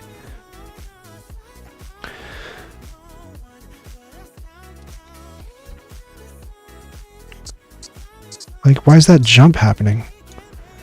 You're at 960 by 40 and 50%. You're 960, 540, 50%. And you are EO469. You're EO469. You're EO45454. That's the problem. No, that's where it ends up.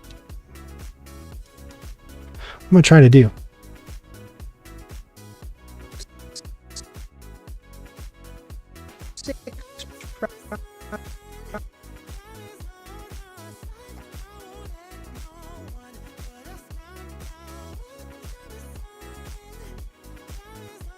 I know what I'm trying to do. I'm trying to take this.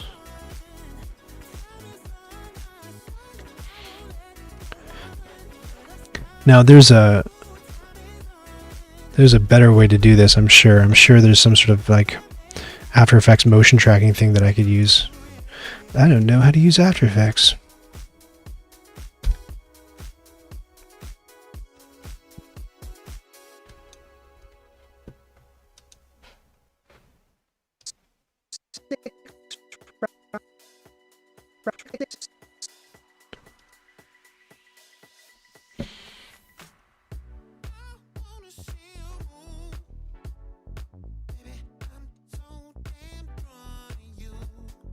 At least the music's hot.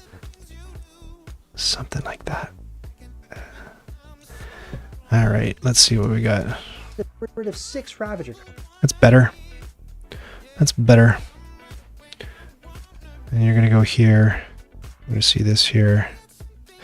And at the last frame, you are on. Come on now.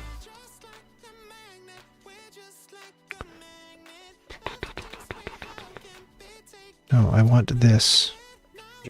Cooperate.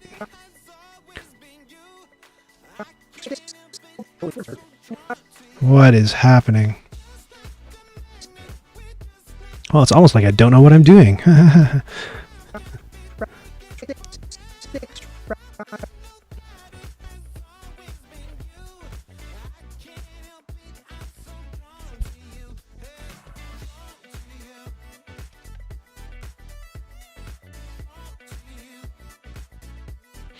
Why is that skipping right out of that stupid thing? There we go. 165, 40, 50, 0.3. Sorry if this is getting confusing. It's getting confusing for me. Why that massive jump? Alright, I'm going to cheat. I'm going to cheat. I'm going to take a... I'm going to call it... Cheat! I'm going to put it in Black Angel Stills. Super cheat. I don't care. I've spent too much time on this.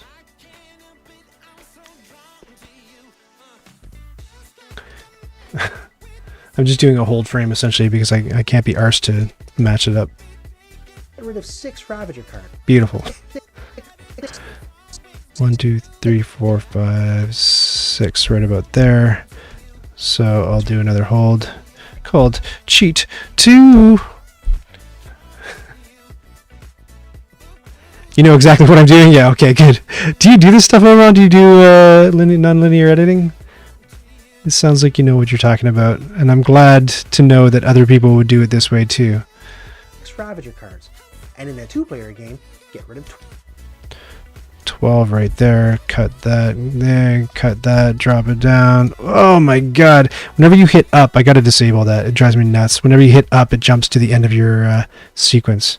And it's annoying. Yes, I cut in Final Pro on a Mac. Yeah, so a very similar thing, I guess. I've never used Final Cut, but I assume a lot of the same jazz going on. 6 Ravager cards. So you can notice here, because I'm... Oh, that's interesting. Because I had to goof around with the scale and the rotation of it, you can see a strip of table above that. But to fix that, we just drag this out so that... Of 6 Ravager cards. So that the table's still behind it. Get rid of 12. Cheesy. Then you draw two Ravager cards and place 2 Ravager cards.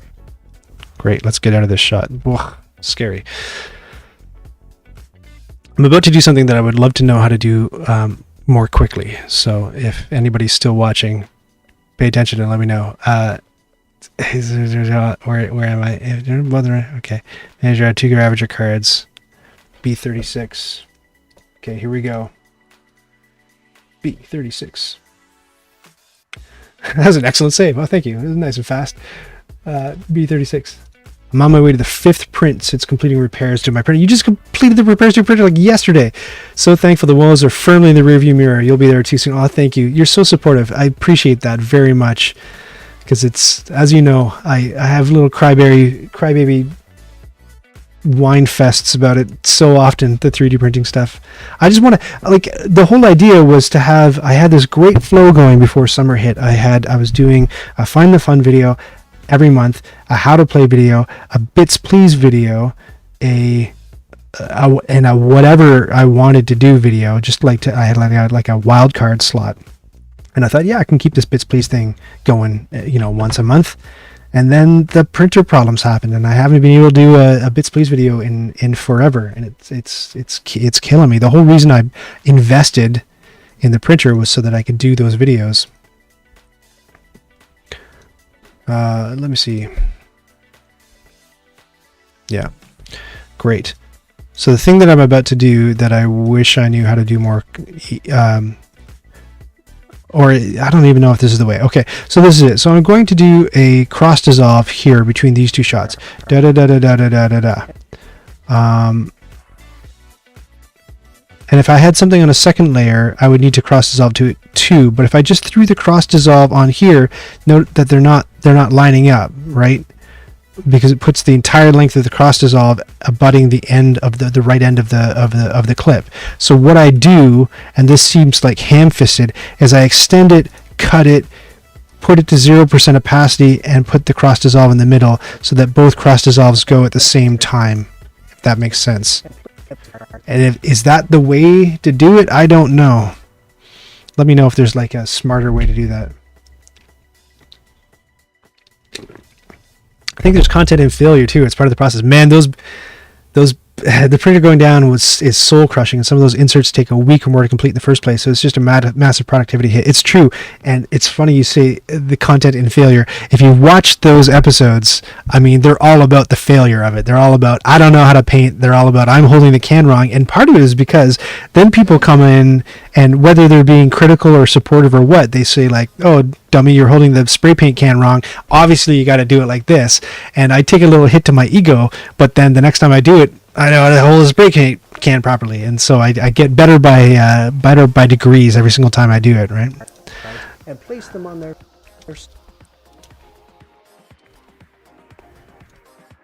their starting actions, along with on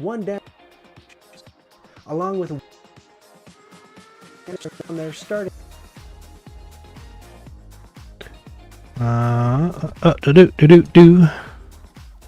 Some funky tunes. Starting action. Ooh, that's maligned. There we go. Starting actions. On their starting actions, along with one damage cube.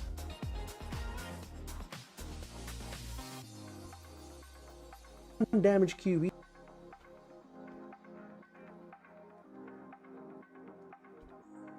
I say this one was 1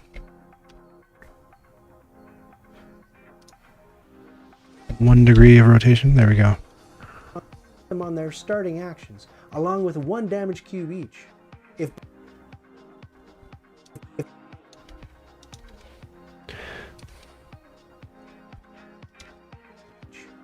both Ravagers affect the both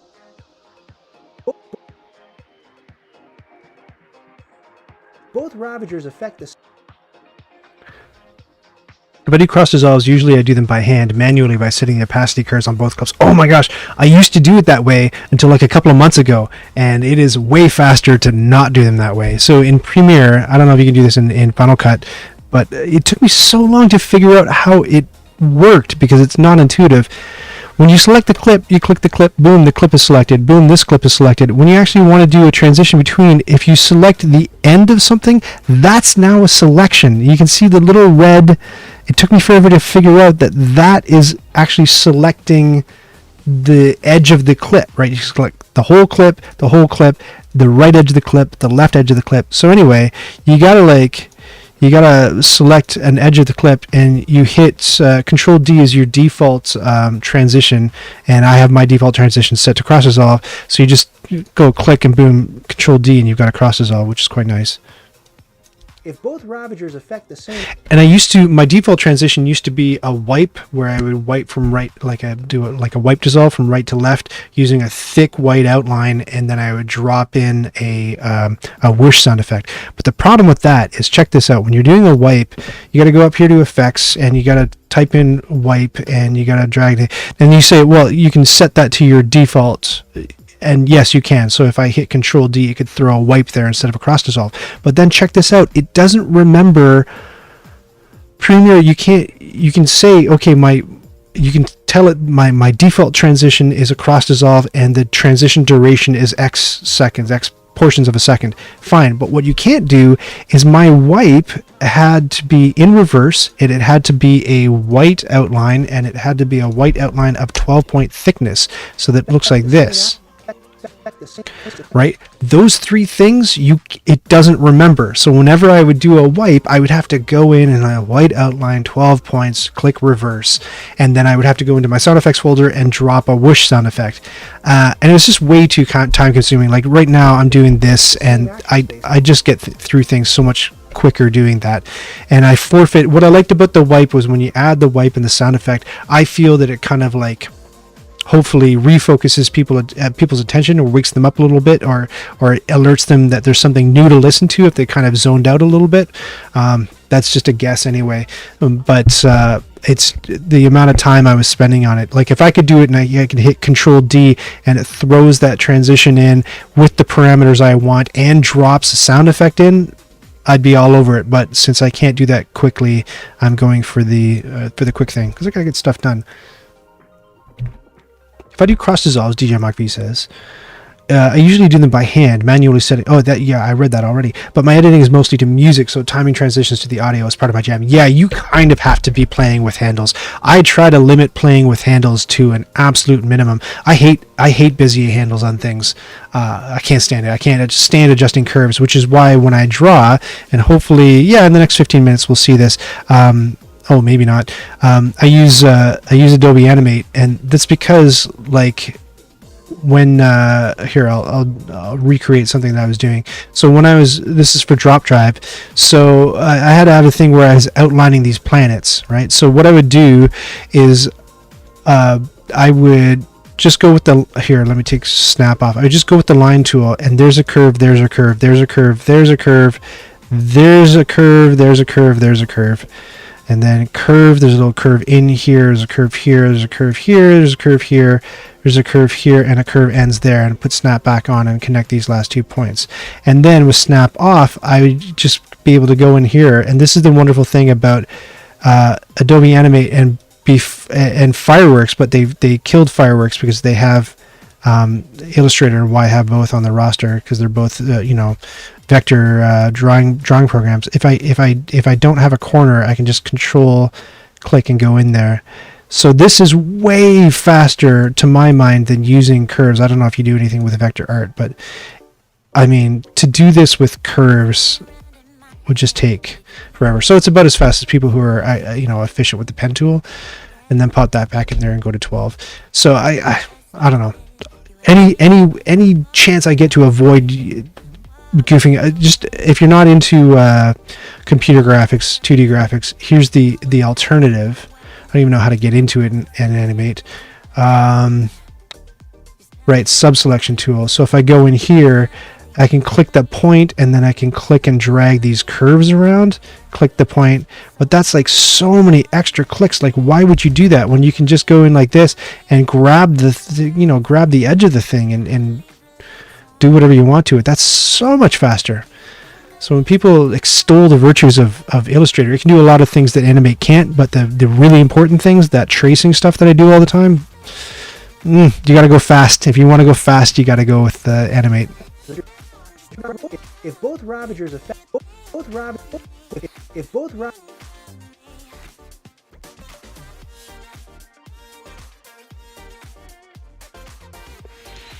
both Ravagers affect. Oop, that's not right. If both Ravagers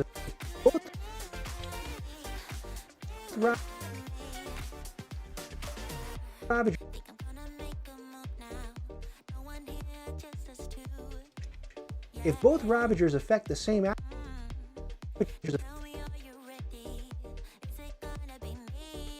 if both Ravagers affect the same action, affect the same One on Ravagers affect. effect right there. If both Ravagers affect the same actions, Ravagers affect the if both Ravagers affect the same action space, double them up and lay down 2 damage cubes.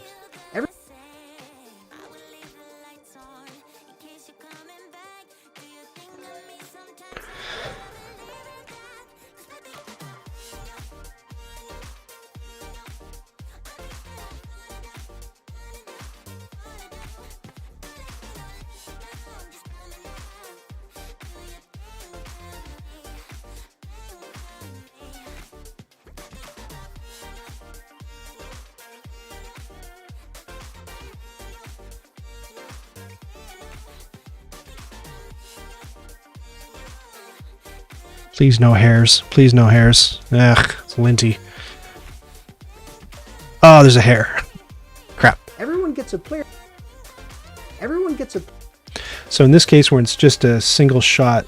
Oh, it's not a single shot. Shoot. I was going to say, I'll go into Photoshop and edit that, but. Player.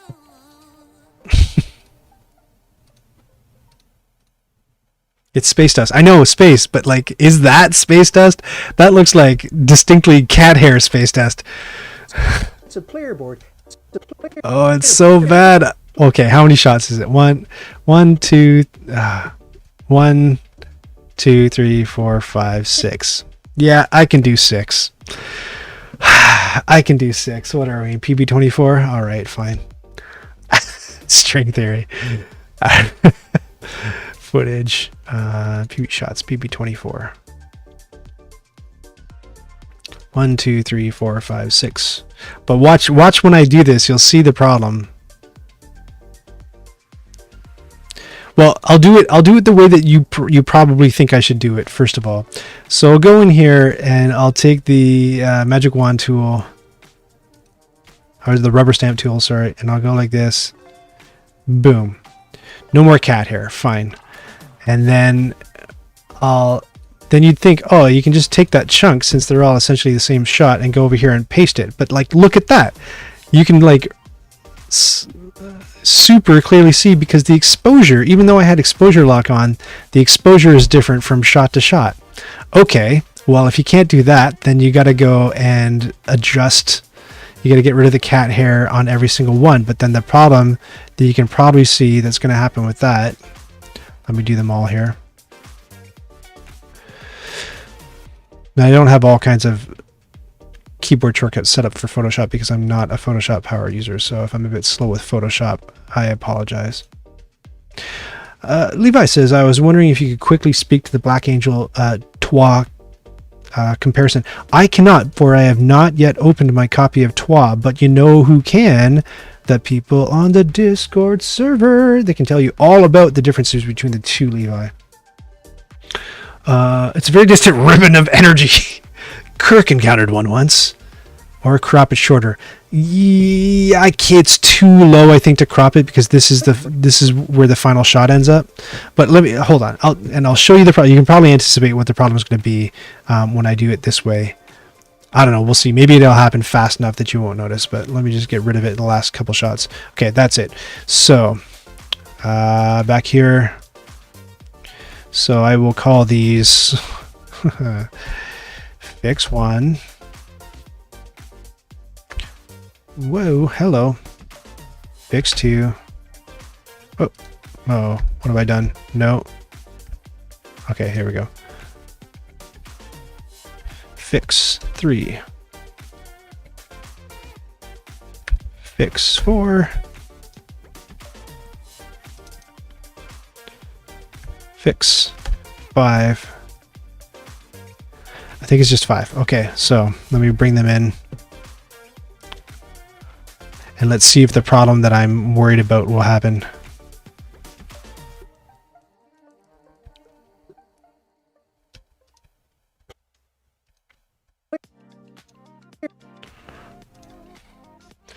So 1 goes here, 2 goes here, 3 goes here, 4 goes here. Did I do that right? Okay. The player board. Oh, no, I screwed up. 1 goes here.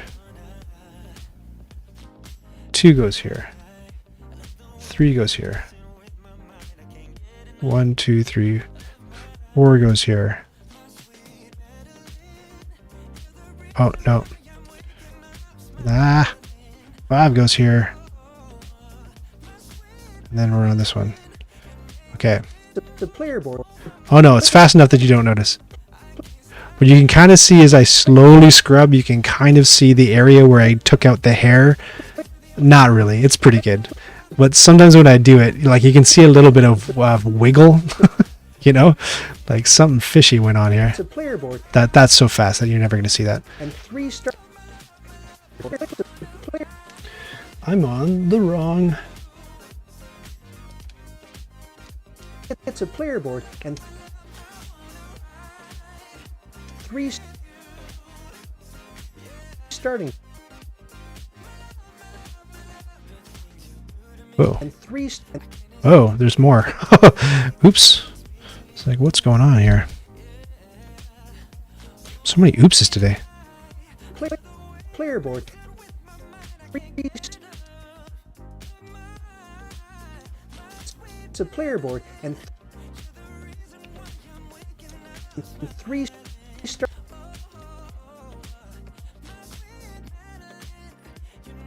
starting time.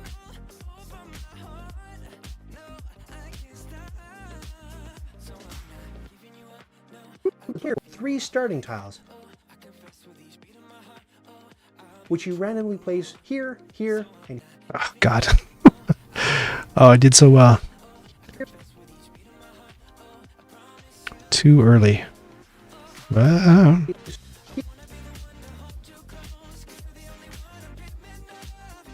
here, here, and here, here, and here. You start with one You start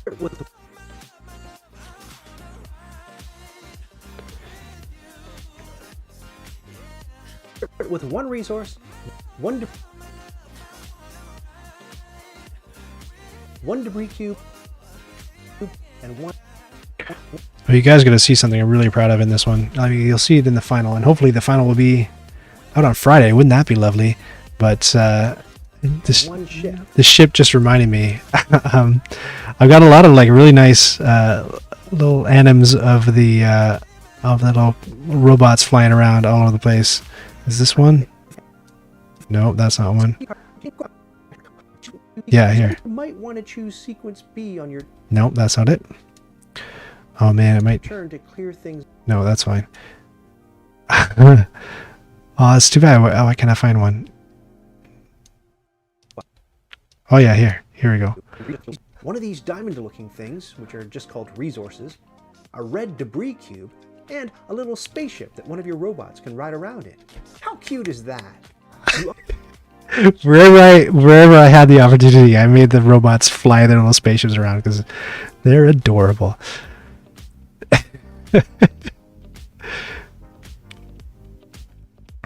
Right-ho.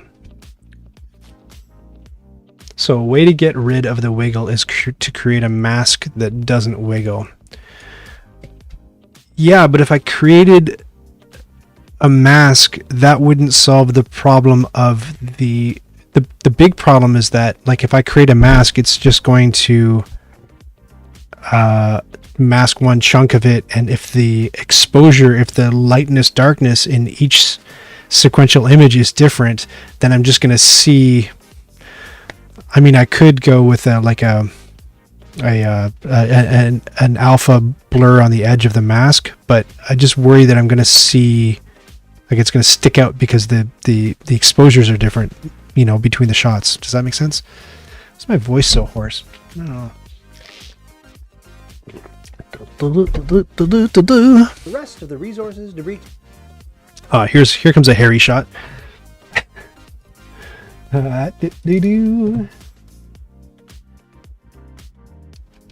Remember, this is the one where it's like cat hair time. The rest of the resources have a hair stuck to them. Oh god. resources, debris. So we're gonna have to do it on this one too. Debris cubes and The debris cube's gonna cover up that hair when they come in, so I would just have to adjust that one image. the resources, debris cubes, and God. FML. Alright, so I gotta adjust this shot. EO433. If you use Windows, I highly recommend a program called Everything. I couldn't survive without it. EO433. Oh, I put a O instead of a 0. EO433, especially when you're dealing with like this noise. So you can say copy full name to clipboard, or you can open the path. So it just finds like anything named anything. It just makes a database of your whole file system. It's great. Come here, you. Come here, you stupid little cat hair. This is why the cats aren't allowed in the basement. Could you imagine if they were? Holy cow. That'd be noise. C09. Fix. Come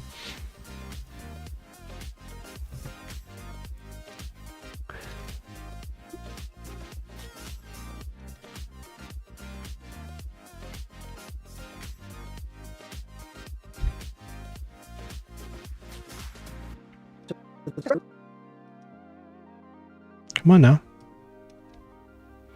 Why are you not playing anymore? Really? You'd like to not?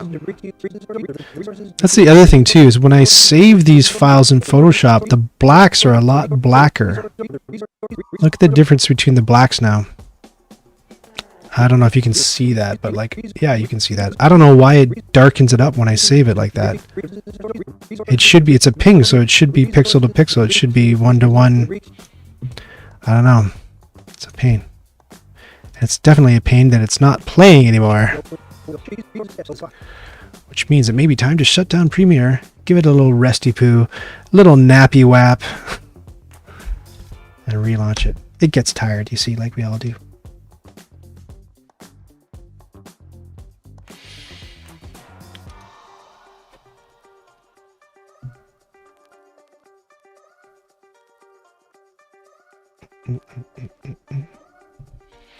The other thing that's going on is if you join me on Thursday, that is meant to be an entertaining stream. We're going to play Fleet the Dice game. That'll be fun. It's one of the ones that Eagle Griffin Games sent me. Pardon me. And I have a whole slew of games that I have to that I've been commissioned to make videos for. So in future work jams, you can look forward to me doing videos for games like Trinity of Rain and Rolling Heights. I'm beginning to think that my keyboard is out of juice. Nope, I can type. Wow, how come I can't play? Look at this. Oh, there we go. Damn, I'm jealous. I'm waiting for my FLGS to get their order in with my copy of Fleet. It's good, man. DM Explains said when I told him that Eagle Griffin wanted to send over some games, he said, "What are they sending?" I was like, "Oh, like Kanban, you know, some Vitella Cerdas, probably Rococo Deluxe." And he's like, "Ask them for Fleet." I'm like, "Really? Like they're sending these big, crazy, honking, huge production value games?" And he's like, "No, ask them for Fleet. Trust me." So I felt weird because it felt like I was looking a gift horse in the mouth, but I said to the Eagle Griffin rep, I said, while you're sending this other stuff, do you think you could throw a copy of Fleet Dice in there? He's like, yeah, sure, no problem. That's awesome. Like, my wife Cheryl loves it. She really took to it, and we cracked it open, and I learned how to play. I taught her how to play, and then very next time we sat down, she's like, "Can we play Fleet?" I'm like, "Yeah, sure." So we played Fleet again, and then we played something else, and then she wanted to play Fleet again, and then another game, and then Fleet again. So she kept coming back. She really likes roll and writes, so that one was a hit for sure. I've never played it solo, so we'll see how Thursday goes. Great. It's not one that I can play easily with against chat, so I think I'm gonna do it solo on Thursday. Yeah, do.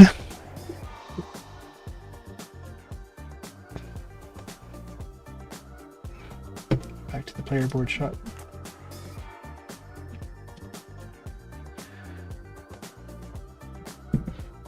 PB24. My wife is like that with Hadrian's Wall. So I'm hopeful for Fleet. Yeah, I heard Hadrian's Wall is like a complex one, right? Oh, who followed? Oh, Sampila9? Sampila9? Thank you so much for following on Twitch. I really appreciate that. You've made the number go up. Let's see. It's at 111 now, but thanks to your actions, you're going to see that turn over. It's very exciting, depending on what you call exciting. Right. Back to this. I do really appreciate the follows very much. I've been approved to be a Twitch affiliate. I think I've mentioned, but I haven't jumped on that because one of the things you have to do when you become a Twitch affiliate is promise that Twitch gets your content first, and you can't simulcast to other platforms. So right now you might be watching me on YouTube, you might be watching on Twitch because I'm beaming out to both platforms at the same time. If I signed that contract, yeah, that's it. And I would be in one of the rare examples of making good decisions in my life, I figured out that 15,000 people have subscribed to me on YouTube and counting. Why would I cut that audience out for the 80 to 100 people who have subbed on Twitch? Why wouldn't I try to get those 15,000 to sort of maybe also give me a try on the other platform? So I'm leaving that door open for now until we get that number up. It's at 111 now, and Sampila9 just is about to make it go to 112. Has it gone yet? It'll catch up. It's slow, much like this stream. What are we doing here? We're talking about how you get into the supply. Draw one card of each. The rest of the resources, debris cubes, and ships go into the supply. Draw one card of each color, including a red.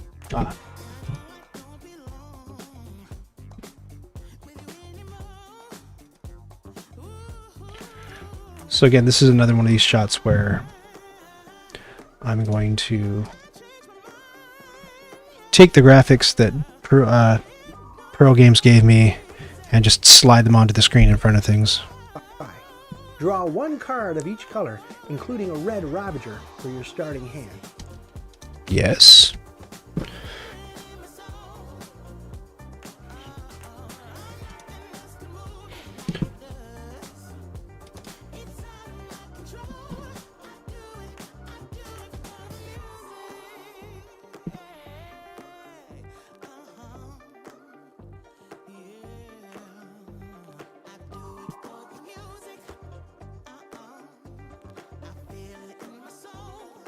Eva, if you're still here, you were asking the differences between Twa and Black Angel. What I will tell you is that this video, as you can see, takes like a good 35 to 40 minutes to teach the whole thing. So if you don't have a high tolerance for learning a bunch of rules, Shuffle the three different. It's not really going to be your bag. Colors of tech. Shuffle the three different colors. Shuffle the three different colors.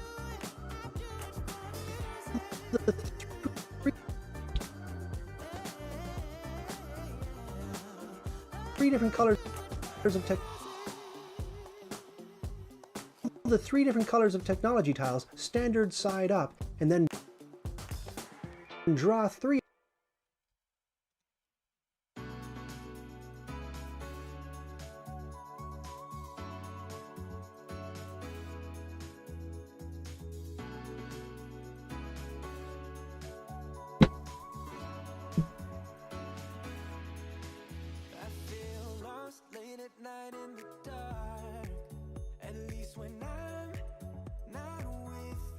Oh, that's the draw.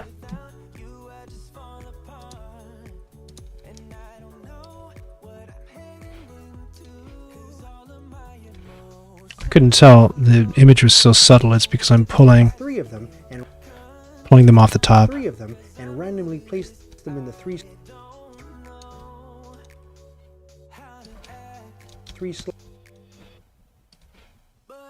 slots along the three slots along the track. In the three slots along the track. If you're playing the advanced variant, these tiles go boot.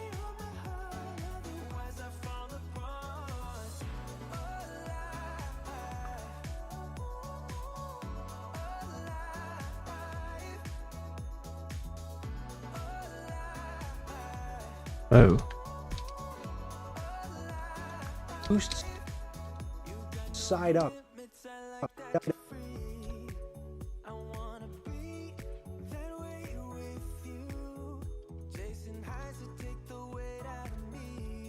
Boost side up instead.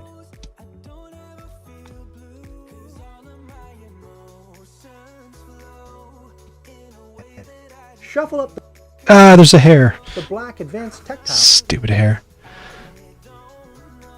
and deal out 4 black and shuffle up the black advanced tech tiles and deal out. Can I cheat this one at all? Can I move it over? No, I can't move it over. Ah, stupid hair. Forward. Deal out 4 at random. Down.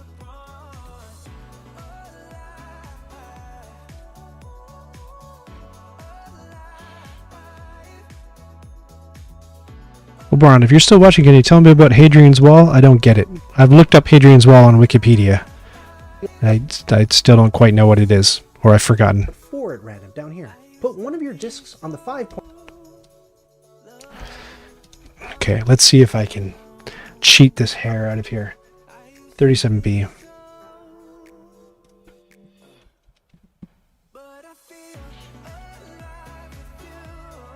The game or the actual wall?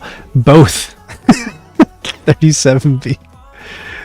Do you have to know, is it like a sequel kind of thing? Like, do you have to know about the wall to appreciate the roll and write based on the wall? I don't know.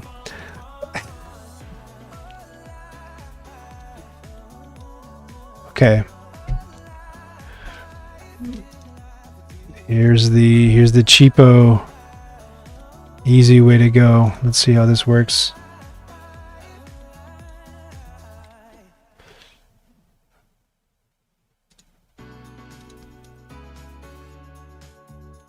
Okay. Oh no. No, that's right. Ah. What have I done? What have I done?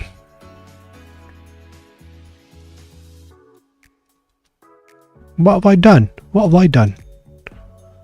I don't know what the hell's going on. As usual. Hello, please.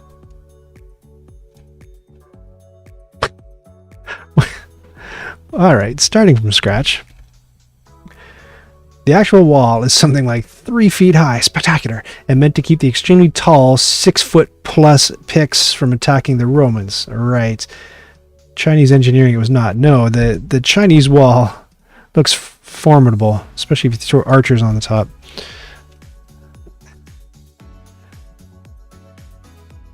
Okay, so you got this crappy defense wall, and then what?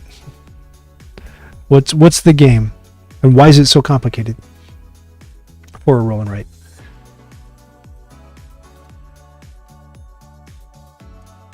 Okay. Is there a clue here as to why it darkens it up? I don't think there is. Oh, you know what I'm going to do? Here's what I'm going to do. I'm going to select this, and then I don't know how to do this. Also, why is this one song on repeat for hours? What's going on? This is a long ass song, man. Holy crap. What song are we on here? This is good. Let's play Taste the Sun for a little while. That's better. I was getting kind of burnt out on that one. All right. Okay. So, select grow. No, it's not. It's select, modify, expand. No, select. You can tell I don't use Photoshop a whole lot. Feather 5 pixels. We'll go 10 pixels. It's not enough.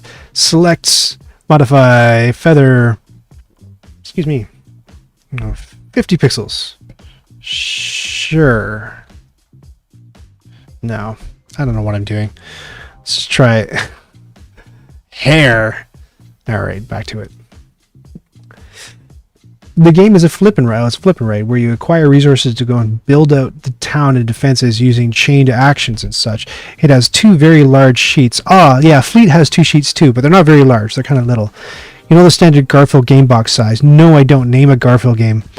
Each sheet is that size, but from what I've seen of Fleet has some similar chains of actions. Yeah, the chaining is the really fun part in Fleet.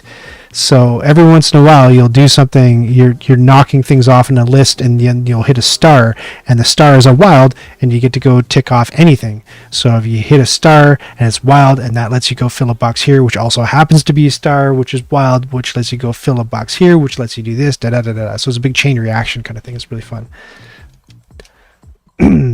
North Seas and West Kingdoms. I've only played one of those games. It was Explorers of the North Sea, and I didn't like it. Let's see if I can get away with this hair replay. No, I can't. Well, hold on. Exposure. Oh, it's going a little bit blue, so let's go a little bit yellow. I don't know if you can see any of these fine-tunements. Sure, why not? Opacity 0. Shuffle up the black advanced tech tiles and deal out 4 at random. Yeah, that's fine. Nobody's going to notice that. Put one of your... That's fine. I'm happy with that. I'm happy. I didn't have to do all 8 of them, though. The time it took me to do that, I could have done all 8. One of your discs on the 5 point... 37B. No, 38B. Why 38B, you ask? Because I messed up the numbering system. Thank you for asking. Thanks for rubbing it in. Explorers is okay. It's one of the weaker entries. Yeah, it just reminded me of Carcassonne. Bleh. But I heard like Architects is where it's at, right? Yeah, it doesn't wiggle. You're right. It doesn't wiggle, so I'll go for it. I'm happy with it.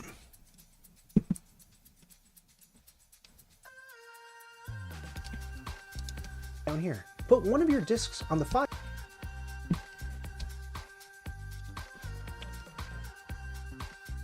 On the 5...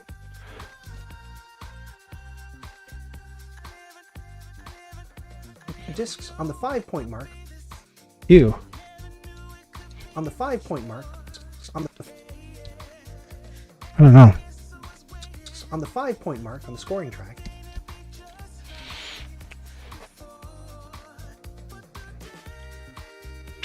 Yeah, have you played all of them?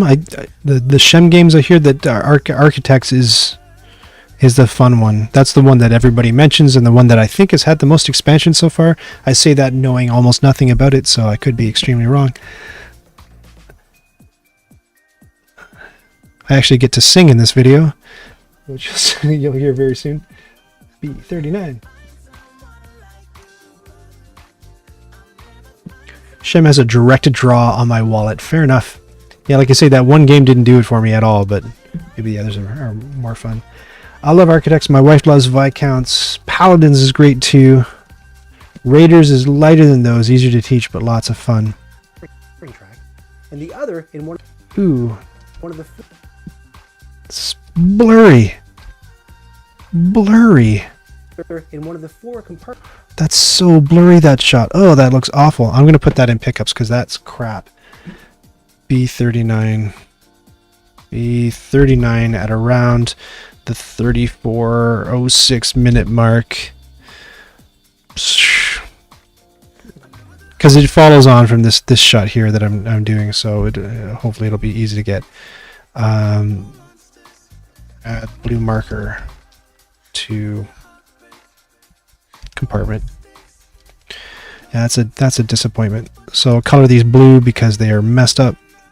Blue. Compartments to claim.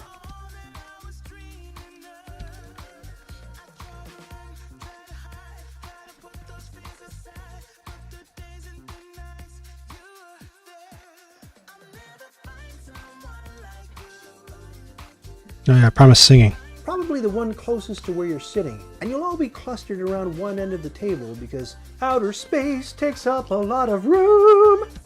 Beautiful. The dulcet tones of Ryan The Hinsencrate. starting player is the first person who can coherently gargle Asimov's 3 laws of robotics with orange soda. It's going to be very fun to film. Sometimes I'll do, in case you didn't hear it, that's, I have to gargle orange soda. Sometimes I'll write that and then I'll go and I'll go to do the Ryan shots and I'll forget that like I've done something that requires props and cleanup, and I'm like, shoot, I was all ready to film these stuff, and I need a gorilla costume and a custard pie. I'm scrapped like, Cheryl, where's our custard pies?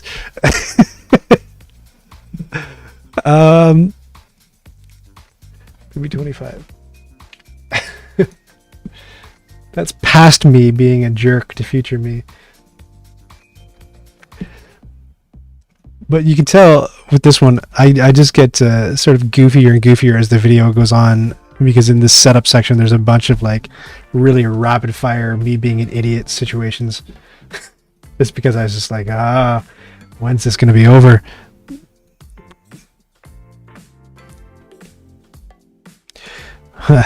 Might be what you're thinking about the stream. Look at those stars on that table. Ugh. That person gets the... Let's do this one. person gets the... Nope, I see.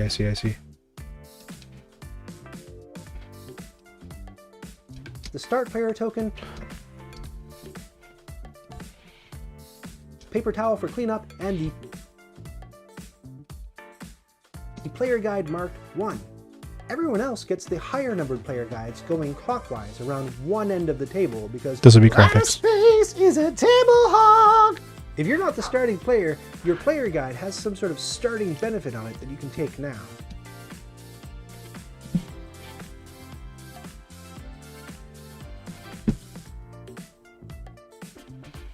I guess maybe that's why more of my shots are screwed up at this end of it, because I was just like, it was so much photography to do. It took 4 days to do the photography for this video. So long. B40.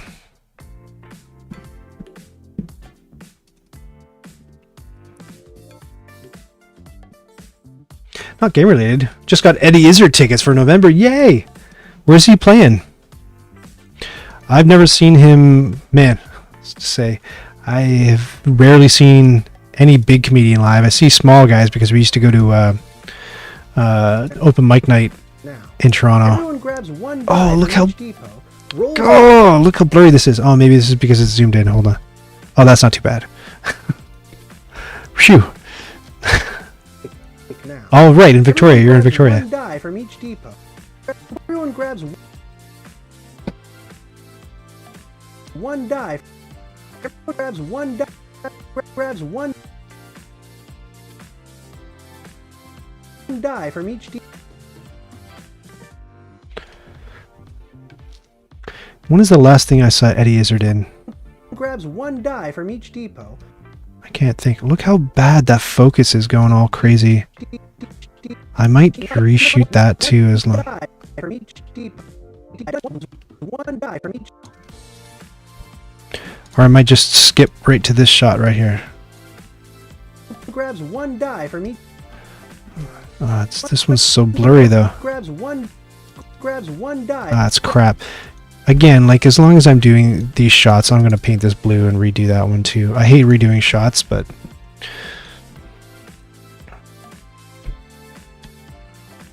B40 at around 34-42 minute mark. Grab one die from each depot for each player. Gonna have to pay much more attention to the focus when I redo those shots. Grabs one die from each depot, rolls those dice, and places them in the respective compartments.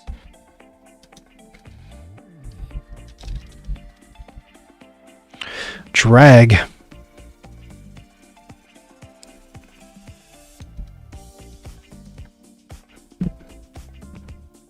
Almost there, almost there.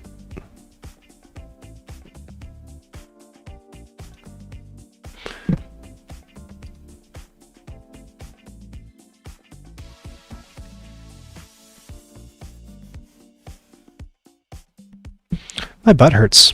I'm gonna wrap it up real soon. 10 minutes. Ocean's 12 or 13. I don't understand the reference. What did I miss?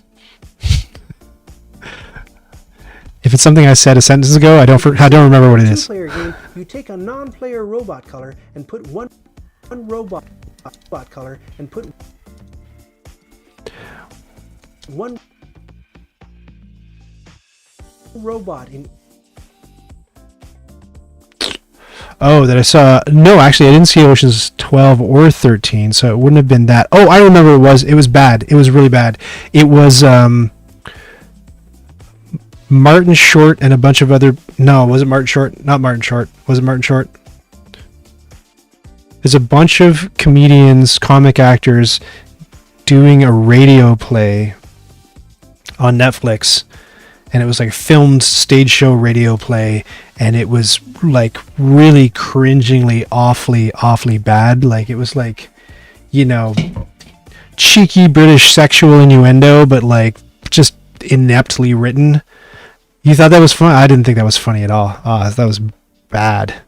It's just like, oh, he's gonna stick it in my bum. Okay, I guess. I don't know.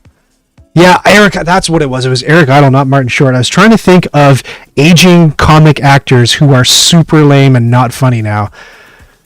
He goes on the list, Eric Idle. Man, I saw Eric Idle when he did a, not a reunion tour. I think it was like he did a tour called like, you know, squeezing money from the old wallet once again or something like that, like making fun of the fact that like fans of Python are going to pay to see him. And I'm an idiot, so I went and bought tickets for that show.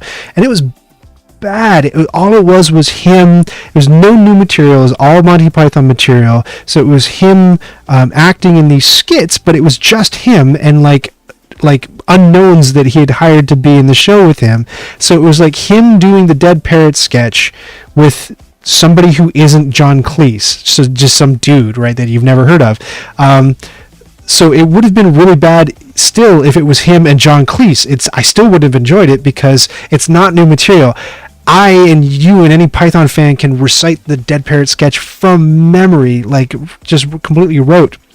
And so it's like, I don't know, I have a trouble with people who do like comedic songs and they make the chorus have a joke or a couple jokes in it, but it repeats the chorus like 3 or 4 times. It's like, okay, why can't you rewrite a new joke each time the chorus is sung? You know what I mean? Because it gets less funny every single time you sing the chorus.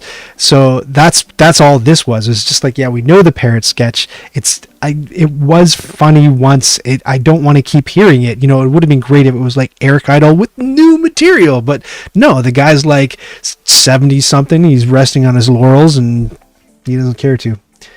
At least Eddie is and was a stand-up comic prior to other things. Yeah, I mean, who are you talking to? Eric Idle, I mean, he was in a sketch-com troupe. I mean, they were a troupe before they got, you know, their show or anything. One robot in each depot to but he didn't, yeah, I don't know how much of that stuff, I don't know enough about Python to know how much Eric Idle himself wrote.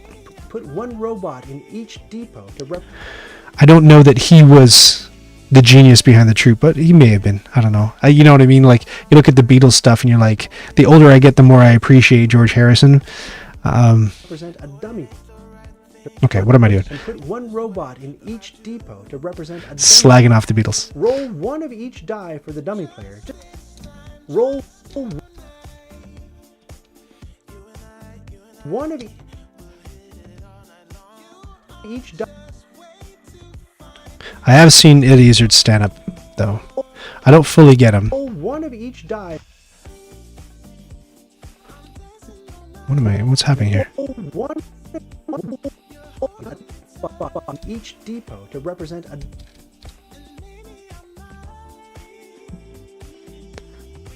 Watch the Monty Python doc on Netflix. Explains a lot. Okay, so tell me, is he the genius behind a lot of the writing, or is it Palin? Is it Cleese? Tell me. Represent a dummy player. Roll one of each die for the dummy player, just to give you and your opponent more options. You can both buy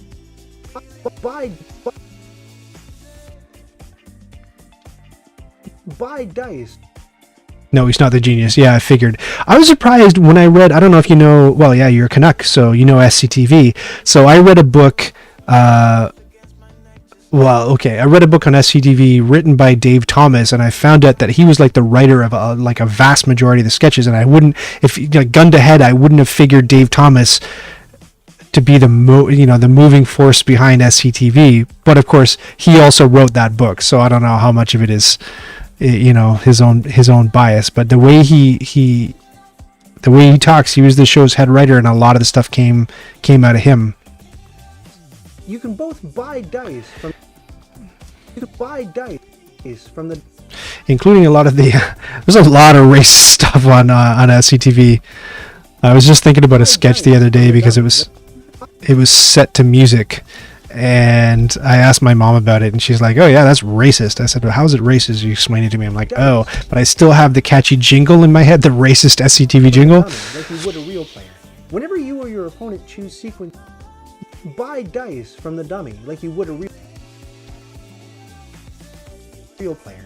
Whenever you or your opponent choose sequence B, Eric Idle was the jingle guy. Yeah, he definitely wrote those songs. Like he definitely wrote "Always Look on the Bright Side of Life" and Eric the Half a B and all that jazz. The dummy player's non-zero dice stay in the compartment, but dice with zeros on them go back to the depot. Then for each robot the dummy has in a depot, if the dummy has no dice left in its compartment matching that color, roll one of those dice and give it to the dummy. So here, the white dummy has a blue star and a yellow 1. Oh no! Oh no! See what I did? The white player has a blue star and a yellow 1, and I went yellow 1. I went yellow star and a blue 2. Oh, do I have other shots? Oh, crumbs. Oh no, I messed it up. Oh wait, is there another shot? B42. Oh, thank God. I've got another shot. Dice with zeros on them go back. Whew. Back to the depot. Ooh. Zeros on them go back to the depot. Buy dice from the both buy dice from the dummy. What am I trying to depict here? Like you would a real player. You can both buy dice from the dummy, like you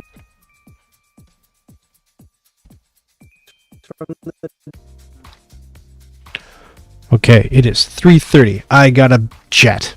Didn't quite get to the end, but that's okay. I was hoping to get into some more of the tracing, but thank you for keeping me company and working with me. I really appreciate that. This hopefully, I mean, if I don't do any more live streaming of it, hopefully I'll be able to get this thing in a good shape for release on Friday. That's my goal. If you haven't checked us out on Discord, please, by all means, yeah, get out of there. Join us on the Discord server. Lots of nice people there, wonderful people, and we can talk about games. If you want to ask about, who's played what and what's good and what to acquire, and if you want to play games with us, there's a game scheduling channel on that Discord server. You can jump in, challenge or be challenged, anyone to a game we play on Board Game Arena all the time, and a little bit of Yucata, I don't know how to pronounce that, and very occasionally we'll play live games on Tabletop Simulator. Please join us. If you're not yet a Patreon subscriber, I really appreciate your help, just as I try to get to a place where publishers will pay me to do this sort of thing. That would be lovely, wouldn't it? And what else can I? And if you haven't followed yet on Twitch, I'm overlapping graphics here. That's what that looks like, a purple follow button. And thank you if you already have followed on Twitch. I will see you next on Thursday for a solo playthrough of Fleet the Dice game. Thanks so much for joining me, and I'll catch you next time.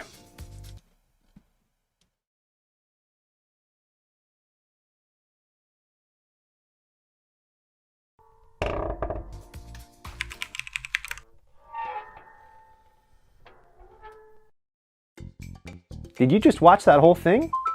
Oh, hey, to 100% this video, click the badge to subscribe, and then click the bell to get notifications when I've got new stuff.